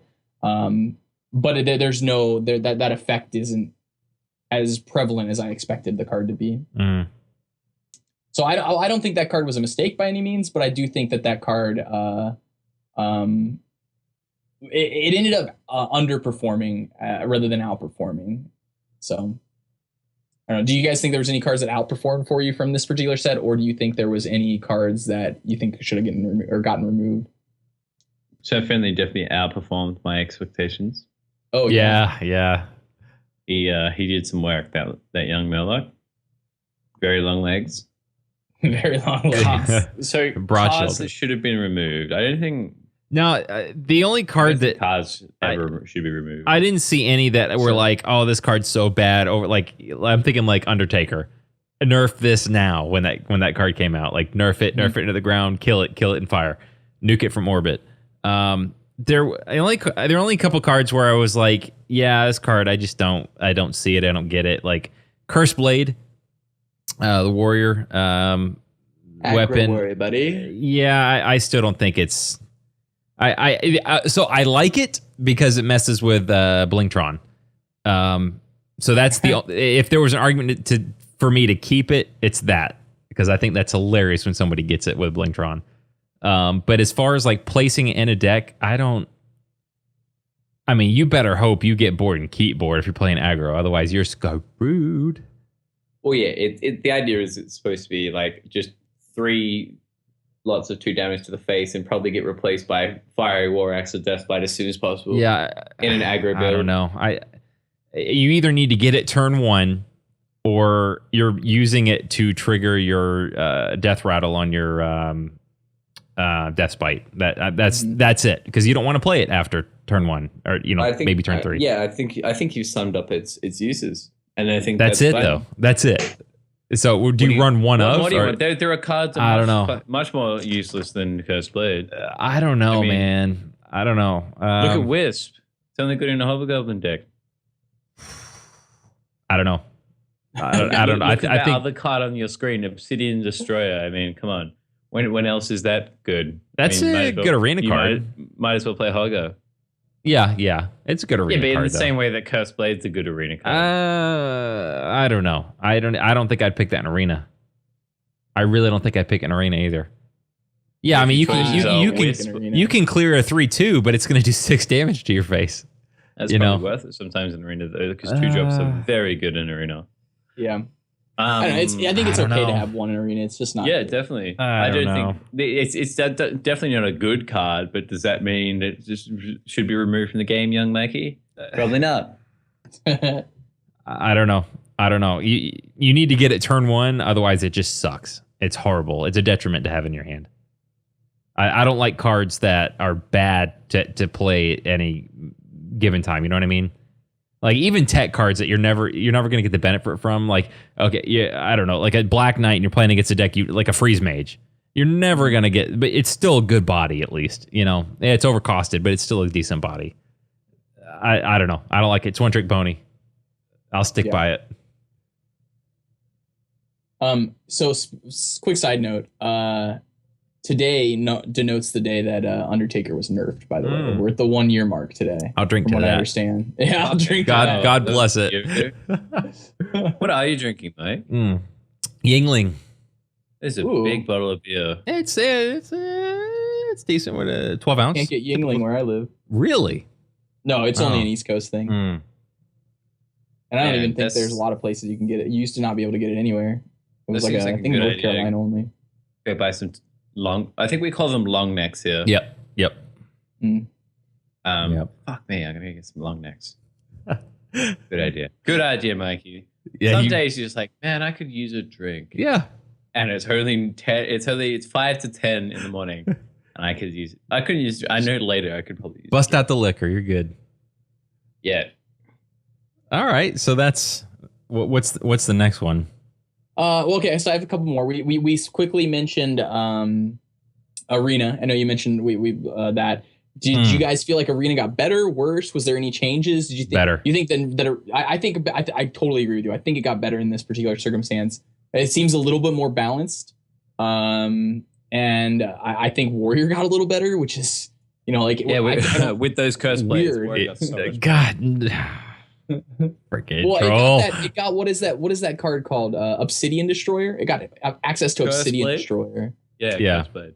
And Curse Blade. Oh yeah, that card. God. But I think Warrior, weirdly enough, did get a little bit better. It did, yeah. I was a big fan of like Jeweled Scarab, Huge Toad. I feel like those were huge good cards. And it's a great Huge Toad's one of my favorite cards. Yeah. In Arena. The animation on that card is great too. Yeah. So those are pretty much that pretty much sums up all the questions that we really did or we had set for this. Is there anything else you guys want to discuss within that? I don't think so. Pretty much the only other question that I would have then is like I kind of overhyped, as we talked about, Raven Idol. Was there any card that you guys felt like you overhyped? Raven Idol was definitely overhyped. It's just like it's such shit. It's just not that good. Well, it really ended up not being good. Speaking of like BlizzCon, when Elise Starseeker was announced live there, like the crowd went freaking nuts. and Huh. it hasn't like even I was like, yeah, I don't know if that's like we have to play a card to then pull another card to then pull another card, and then you get all these legendaries. Yeah. But are you gonna get a bunch of Murgletons and freaking Blood Mage Thanos? I mean, it could be great. It could be horrible. I've only lost once to it, and I was so fucking salty when I lost yeah, it. right. Like a dream. Yeah, I don't know. I think that card was overhyped. I don't think it's a bad card. I just think she was overhyped a bit. Yeah.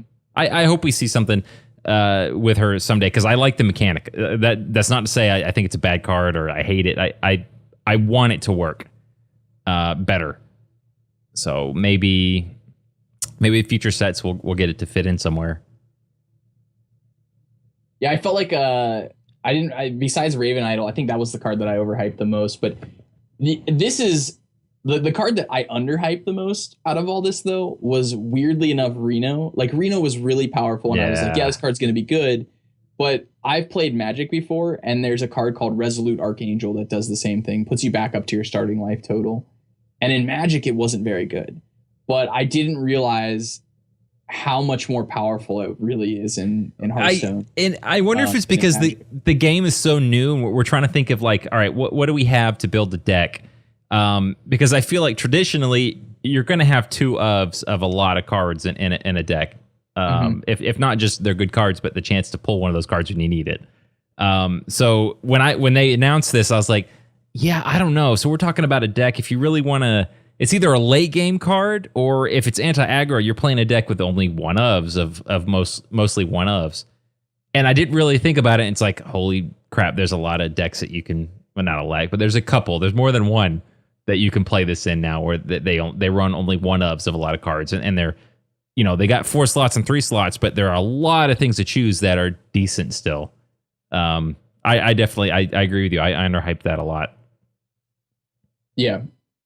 I think I did too, and it just surprised me how powerful it really ended up being, and just how format defining it ended up potentially being. Yeah, and that's the kind of card that is going to just get better with age. Like when we can build more solid singleton decks with only one copy of a card with more card pool. It's just the card just gets better with age. It's not going anywhere. It doesn't seem like. Yeah. So. All right. Yeah, that's pretty much the questions I had for that. And I think it'd be cool if we discuss this for every single set, because it's kind of nice to look back through this, and now that we're in this mature state, and kind of see where we went wrong, where we went great, and see like some of the cool things that have happened throughout this process of this particular set. All right. Next point, you've got some stories to tell. Oh, I have great stories to tell. So this is kind of a PSA. Yeah, I almost feel like this is like the. I mean, Brad, you're old enough to know, like at the end of G.I. Joe, like knowing's half the battle. G.I. Joe. Matt, do you know? Yeah. At the end of G.I. Joe, the cartoons. Like I know because it's like a thing people make fun. Okay, of. like the YouTube videos are fun. Yeah, like, hey kid, I'm a computer.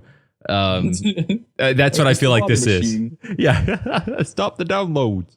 Yeah. But yeah, so please continue. Story time with Bradford Lee.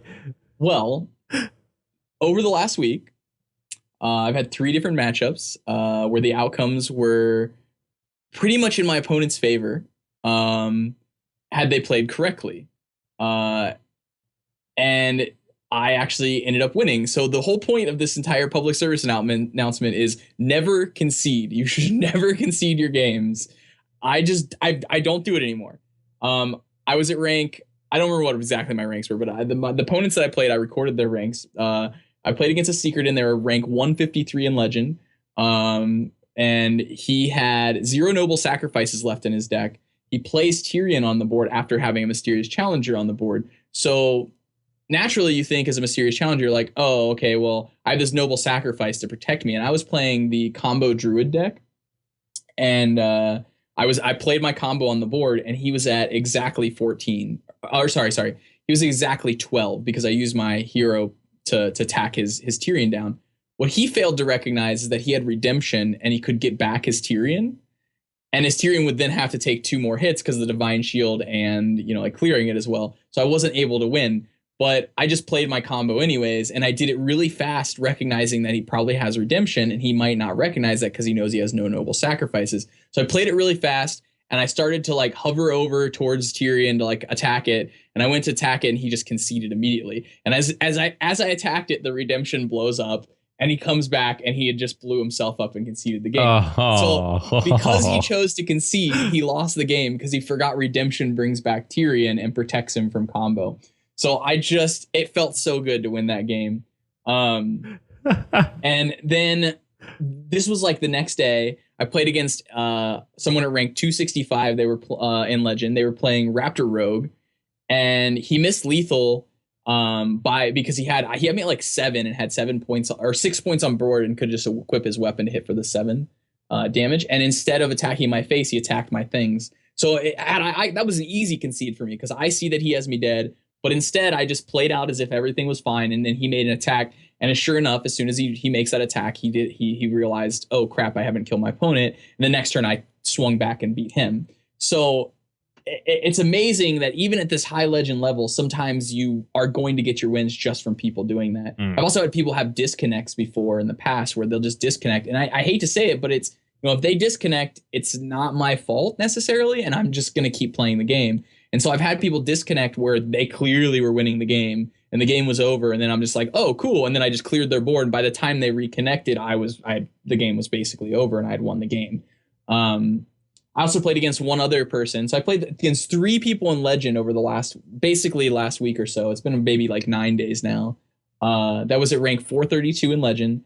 And he chose not to kill me. He was taunting me by not trying to kill me. He was just like trying to clear my minions and stuff. And I had a consecration in hand and another consecration in my deck.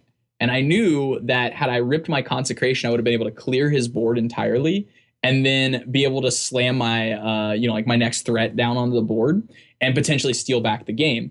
So there was about 4 turn period where had I ripped my other consecration, I probably would have won that game. And he just chose to BM me and trying to win. Sadly, in that particular game, I didn't end up finding the consecration. He took down the game. But the fact that he went 4 turns where he literally had lethal. He had like 10 points of damage ready to go on the board. And I'm just sitting here like, all right, sure, I'm not going to concede. All it took was a consecration. And I would have been able to go like consecration, shield and minibot, go, and then be back on top with a true silver champion ready to be going for the next turn. So like, it's amazing to me that I had multiple chances to win games just because my opponents made the decision to either concede or make terrible decisions where I didn't concede. So like the moral of the story is never concede, and it's just not worth it to concede because there's potential value you can get from not conceding. Yeah, don't give up. The moral of the story is conceding is good sometimes though. I think that with the exception, once you're in Legend, it's definitely a different story because games can be worth different amounts in Legend. But prior to, for all the grinders out there who are trying to get to Legend, I think conceding, particularly in a zoo deck, there are decks where you can just not come back. Like if you know, for example, in a Secret Paladin deck, if you know that you're out you've lost board and there's no way to come back and they're on like 25 health, probably okay to concede. Like if they're able to do with Challenger, boom, Tyrion, then it's fine to just concede because you're going to save yourself time and you're going to save yourself saltiness. Why would you do that though? Save saltiness. to lower the risk of the cancer reappearing, Mike. But no, I think to say that never concede, I think is wrong. Obviously, you can win the games when they DC or if they fuck up, but I think a lot of the time it's worth conceding if you're in such a bad spot, because particularly before Legend. Obviously, once you're in Legend, you're trying to climb. You're obviously inherently going to take more time with your games, but I think for the weekend grinder, the person who's trying to get to Legend, just to Legend, is probably worth conceding their games. Or when they you have to weigh up the if there is a way that you can win that involves your cards that being drawn in a certain order, sure, keep going. But if it's just like, man, I have no cards, I have no board, what the fuck am I doing in this game? Get the fuck out. Start again. So the moral of the story is sometimes it's okay to concede. I'm on the never concede plan. I try not to ever concede. But yes, if you're a weekend warrior and your time is a constraint and your opponent's going to sit there and BM you while they have you dead for like 17 turns, sure. Yes, that's a fine time to concede. It's just that like if my opponent has lethal on board, I'd rather wait the extra 5 to 10 seconds to let that next turn play out and then kill me. I think as a professional BMer myself, damn it.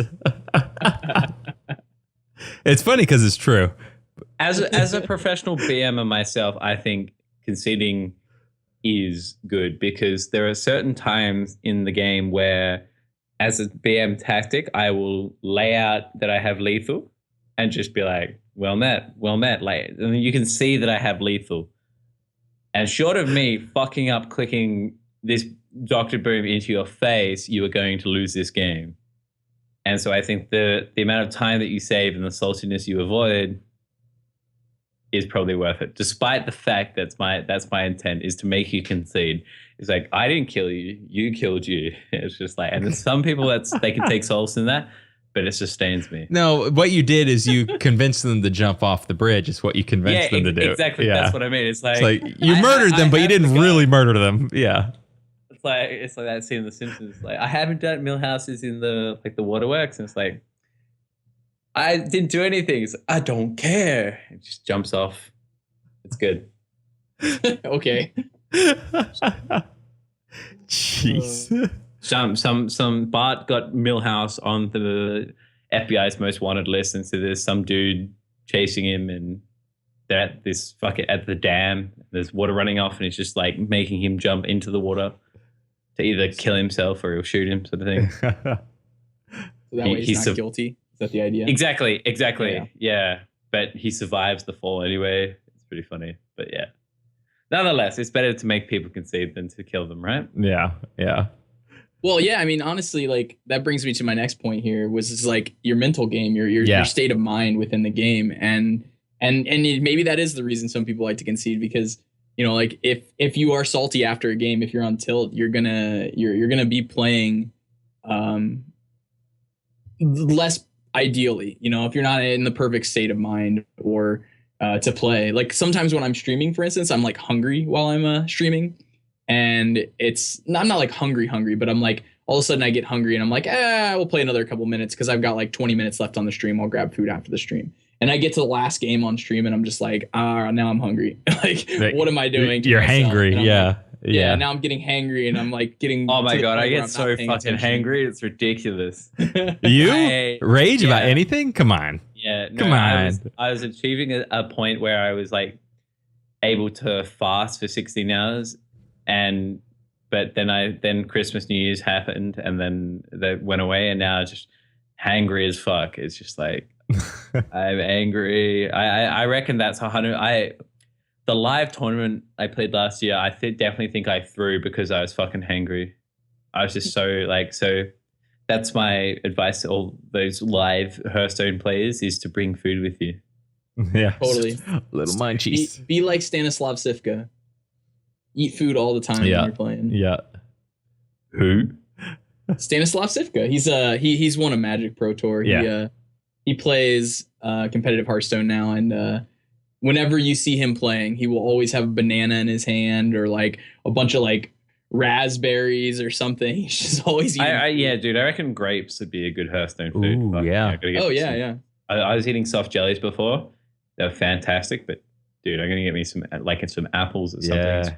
Because I've got a grind left. I'm still rank 3, and it's like the 28th of January. I gotta get to. I gotta get my 1 point. Your grapes. You got hours. I've got hours. Hours. 4 days. Basically. Yeah. I had Fritos while I was playing the other day. Frito-Lays. I lots of salt. They were salty. They were salty, so I don't have to be. That was the plan. So what's your guys' Zen state then? Like when you're playing Hearthstone, what's the? Ooh, this is good. I don't want to. 2 a.m. in the morning, playing Zoo, just going straight through people. Just steamrolling people. Gotcha. That's While my they're thing. half asleep, kind of thing. Well, 2 a.m. my time is what, like prime time for the noobs in NA. So I think that's why I do so well.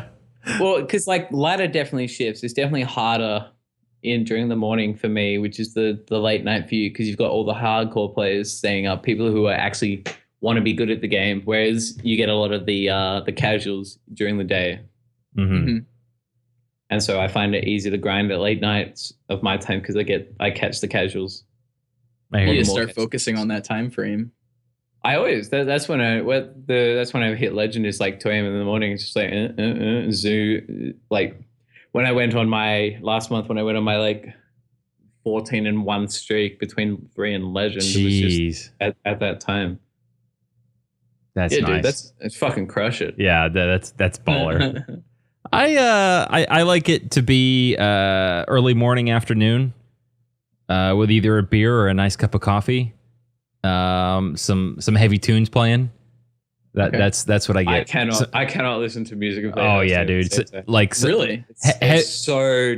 But I'm really easily distracted. It's like, Oh, okay. It's got to be methodical. So it's got to be like EDM or like gent or something like that. Some Like- really yeah, there's some Like Dead Mouse. it's got tempo or something. Yeah. Non-lyrical music. There you go. generally, yeah, I'm Yeah. assuming. non-lyrical. I'm just heavily distracted. by And lyrics. that's why metal's great, because you can't understand half of what most of those guys are saying. So it's perfect. It's perfect. That's my like WoW PvP music is just like Yeah. the heaviest of metal, just like Yeah. like mashing my fucking keys, getting ready to like jump on people. Yeah. It's good times. That's funny because like my Zen state in Hearthstone is totally listening to music. Just baked out of your brain. Yeah, totally. But but I have to have music as well. So are you baked? Do you ever play Hearthstone baked? The real question is, do I ever play Hearthstone not baked? Ah, there's the question. Yeah. It's like it's actually quite smoky in your room. We just can't see it. It's just like Yeah, there's like a bonfire of weed going on all the time. bonfire. A bonfire. You got me with the pun that time. Mushu. Yeah. Can you smoke weed on stream? I don't believe you can do that. DRC not Wait, confirmed. if it's a bong, like surely you'd be able to like just go off to the side and just like. Because I see people inhale like through e-cigarettes. Dude, I found out that Firebat either smokes or used to smoke because he has an e-cigarette that he's always just. I think they're just in right now too, though. Yeah, they're trendy. Give Yeah. me some fucking nicotine. Freaking hipsters. They're hipsters in their e-cigarettes. Back in my day, you had to have a pack of Marlboros and a You'd be lighter like- and a you'd be less big lighter. healthy. Yeah. I had a Twitter interaction this week that can speak to this topic of Zen states, the best time to play. Are you guys familiar with the player That's Admirable? Yes. Yeah, no, I was interacting with him on Twitter, and he was claiming that he plays better in long stints, like your 8-hour sessions. I was Really? like, fuck off. Yeah, He for was like, real. oh no, my results say that. I was like, okay, sure they do. Anyway, but he's just like saying, he reckons he does better over long periods of time than short periods of time, and I just don't think that's true. But obviously, I'm not sitting there looking at his Hearthstone deck tracker and without requesting. I wonder if that's because he's adjusting to what he's seeing on the ladder. Because like if you're doing like a 1 hour stint and you're like, okay, I'm gonna play Secret In or whatever. You play it for an hour and then you're like, wow, all I'm seeing is Zoo. Maybe I should be playing Priest or not Priest, but like maybe I should be playing something else instead, or like, whatever else I want to play instead of Secret In because I'm seeing X deck instead on a regular basis. Mm. That's true, Just I suppose. Adjusting to the meta. That's the only way that makes sense to me, because like 8 hour stints, like I mean, when I'm streaming for more than 6 hours, I get to the point where I'm just kind of like, I'm not zombie mode at all. Like I'm completely still functional. I'm still playing relatively competitively and well, but like I know my percentages are dropping slightly comparative to when I haven't been playing for 6-8 hours so long. Mm. So that seems odd to me. All right. Well, any other Zen thoughts? Any other good vibes? Or do we have any other good vibes to carry on to the listeners and the audience in the stream? No, all I've got left is shit to plug. That's all I have left in me, mate. Yes. Oh, yes. Yeah. You've got an I, announcement. Yeah. And Brad, about you? Anything? I just wanted to say that my Zen state is I listen to Spangle. What is Spangle? Spangle. It's like Some sort of like hip. I don't know. It's Spangle. It's its own type of music. Is it it's folky my EDM? go-to. Like It's like it doesn't have a genre. It's just weird. But I listen to it when I'm like trying to get down to Hearthstone and just trying to focus. I have to. How do you spell Spangle? I don't even know. S H SCHL. Oh no, SCHPONGLE or something like that. It's total just trippy music. That's what I should say. It's trippy drug music, probably. Spangle. It's what got me through college. I used to listen to that when I was studying because it got me focused. But yeah, I diverge. All right. Yeah, I have two things to plug. Yeah, the first thing Plug is that if you're living in Western Australia, and I hope a couple of you are, there is a fireside gathering going on next month at Gamagori. So if you Google Facebook search Gamagori, which is GAMAGORI, it's they're hopefully going to be worth some Hearthstone World Championship points, but we'll see how many people we get. I went there last time. There was only 10 people, but it's a great venue. It's one of those big open space fucking like magic card places in Wanneroo. So it's quite great for me, but there's enough people there. It's worth it. And then the second thing I have to plug is I last week started a new podcast it's very specifically, I guess, targeted though. It's based around the Oceanic Pro League, which is the League of Legends scene in Australia, New Zealand, this sort of area. Nice. So we talk about like the pro league there. And I have Eddie Fat Cat Sellers with me, who is the manager of the Chiefs, which is the best team in the region currently. Well, not so much anymore, but they lost last night. But yeah. Rip. Yeah, so if you would like to check that out, the best place to do that is on my YouTube channel, which is youtube.com/Mushuman, which is MOSHUMAN, or follow me on Twitter, and I post updates for it there, which is @Mushuman, spelled the same way. But yeah, that's all I have to plug. Nice. Back to Hearthstone related things. Well, congrats. You've been busy, Mushu. Yeah. Yeah, it's been a big week. Yeah. Nice. Of doing little things. Hey, little things add up, dude, as long as you keep doing them. Yeah. Yeah. Sweet. All right. Brad, plugging you. What's the schedule this week? Same old, or same old schedule for me. My YouTube actually just last week I basically started getting that going finally. Perfect. Okay. Running a little bit late. Shit. I was about to call you out and be like, you didn't post anything. I'm having YouTube content every other day right now until I have everything built. So nice. I'm spending one day building content and the other day building basically polishing the whole entire YouTube channel. And then within basically, I would assume within the next week or two, but basically before the end of the month, or before the end of February, everything should be full steam to be able to create YouTube content every single day. I focus on kind of educational content, giving out information about like strategies for Hearthstone, things that can help you. I just put up a video about how to trade on the board because a player named Q-Tips in my stream specifically asked about it, and I was like, hey man, let's talk about it. I'll make a YouTube video about it. And so yeah, he kind of gave me the inspiration to do that particular subject matter and put that one together. That guy's up there now, and we'll be expecting some good YouTube content soon. Other than that, you find me as always at twitch.tv/BradfordLee, where I'm streaming every day except for today. Today we do podcast. Every other day I stream. Perfect. Which today's Wednesday for those who are going to be watching the recorded of the podcast. Yeah, so I stream every day now, and I love it. It's fantastic. I'm really thoroughly enjoying it. Come hang out with us. We have a really good community of people. No jerks. That's the only rule. Yeah, that's amazing. That's why Mushu can't come. Yeah, let's say, except for Matt. Matt, you gotta go. No, I always come in and request like the most like opposite song to whatever's playing. So it's just really chill stuff, and I come in and like try and request. Hey, I requested this dubstep happy birthday. It was ridiculous. I had no idea what was going on. I was like, I didn't even know Mushu likes dubstep, and then all of a sudden I was like, oh, it's a birthday song for my birthday. I see. I'm a very big electronic music fan. Anyway. Okay. One other thing, So You Think You Can Cast wrapped up, and spoilers, neither Bradley nor I was selected. Oh. But do you know who was selected? Who? Sage Cora? Yeah, Cora. Nice. Yeah. Well, congrats to her. So Cora, it's a big fucking time for Vicious Syndicate. Yeah, for real. So she's about to blow up, basically, is what I'm saying. Perfect. Yeah, she had 1,000 people in her channel today when I went in there.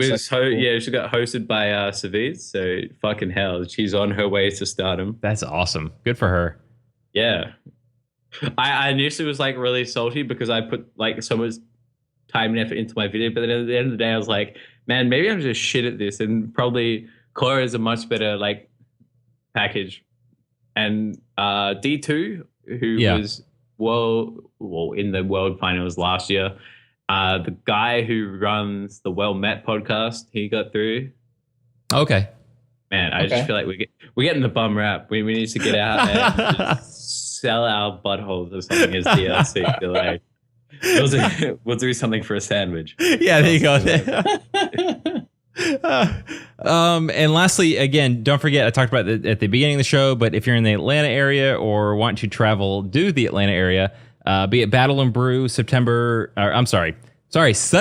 February 7th, completely different month.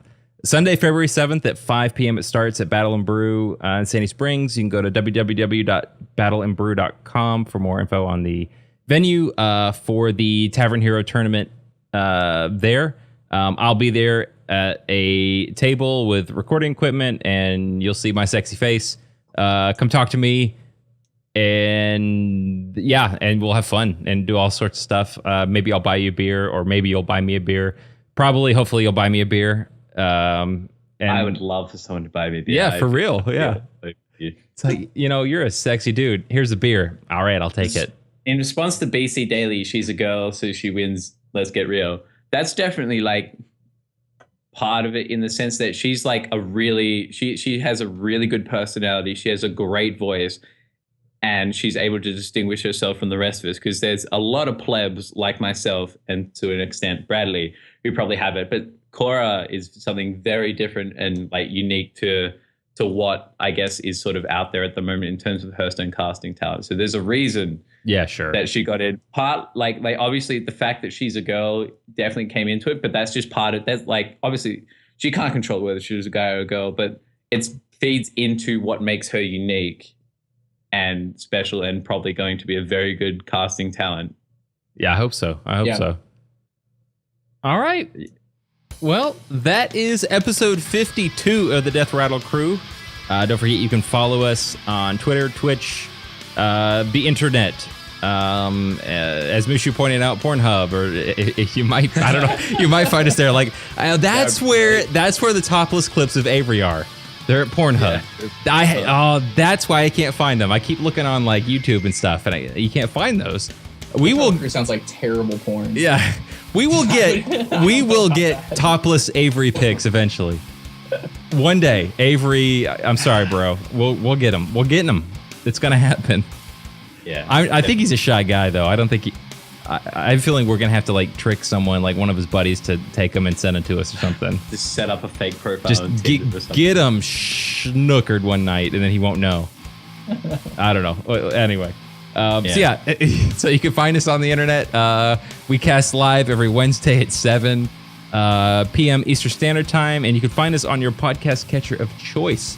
For the rest of the crew, I am Mike Tech2 Hearn. That is Matt Mushu Hill and Bradford Lee, and we will see you next week.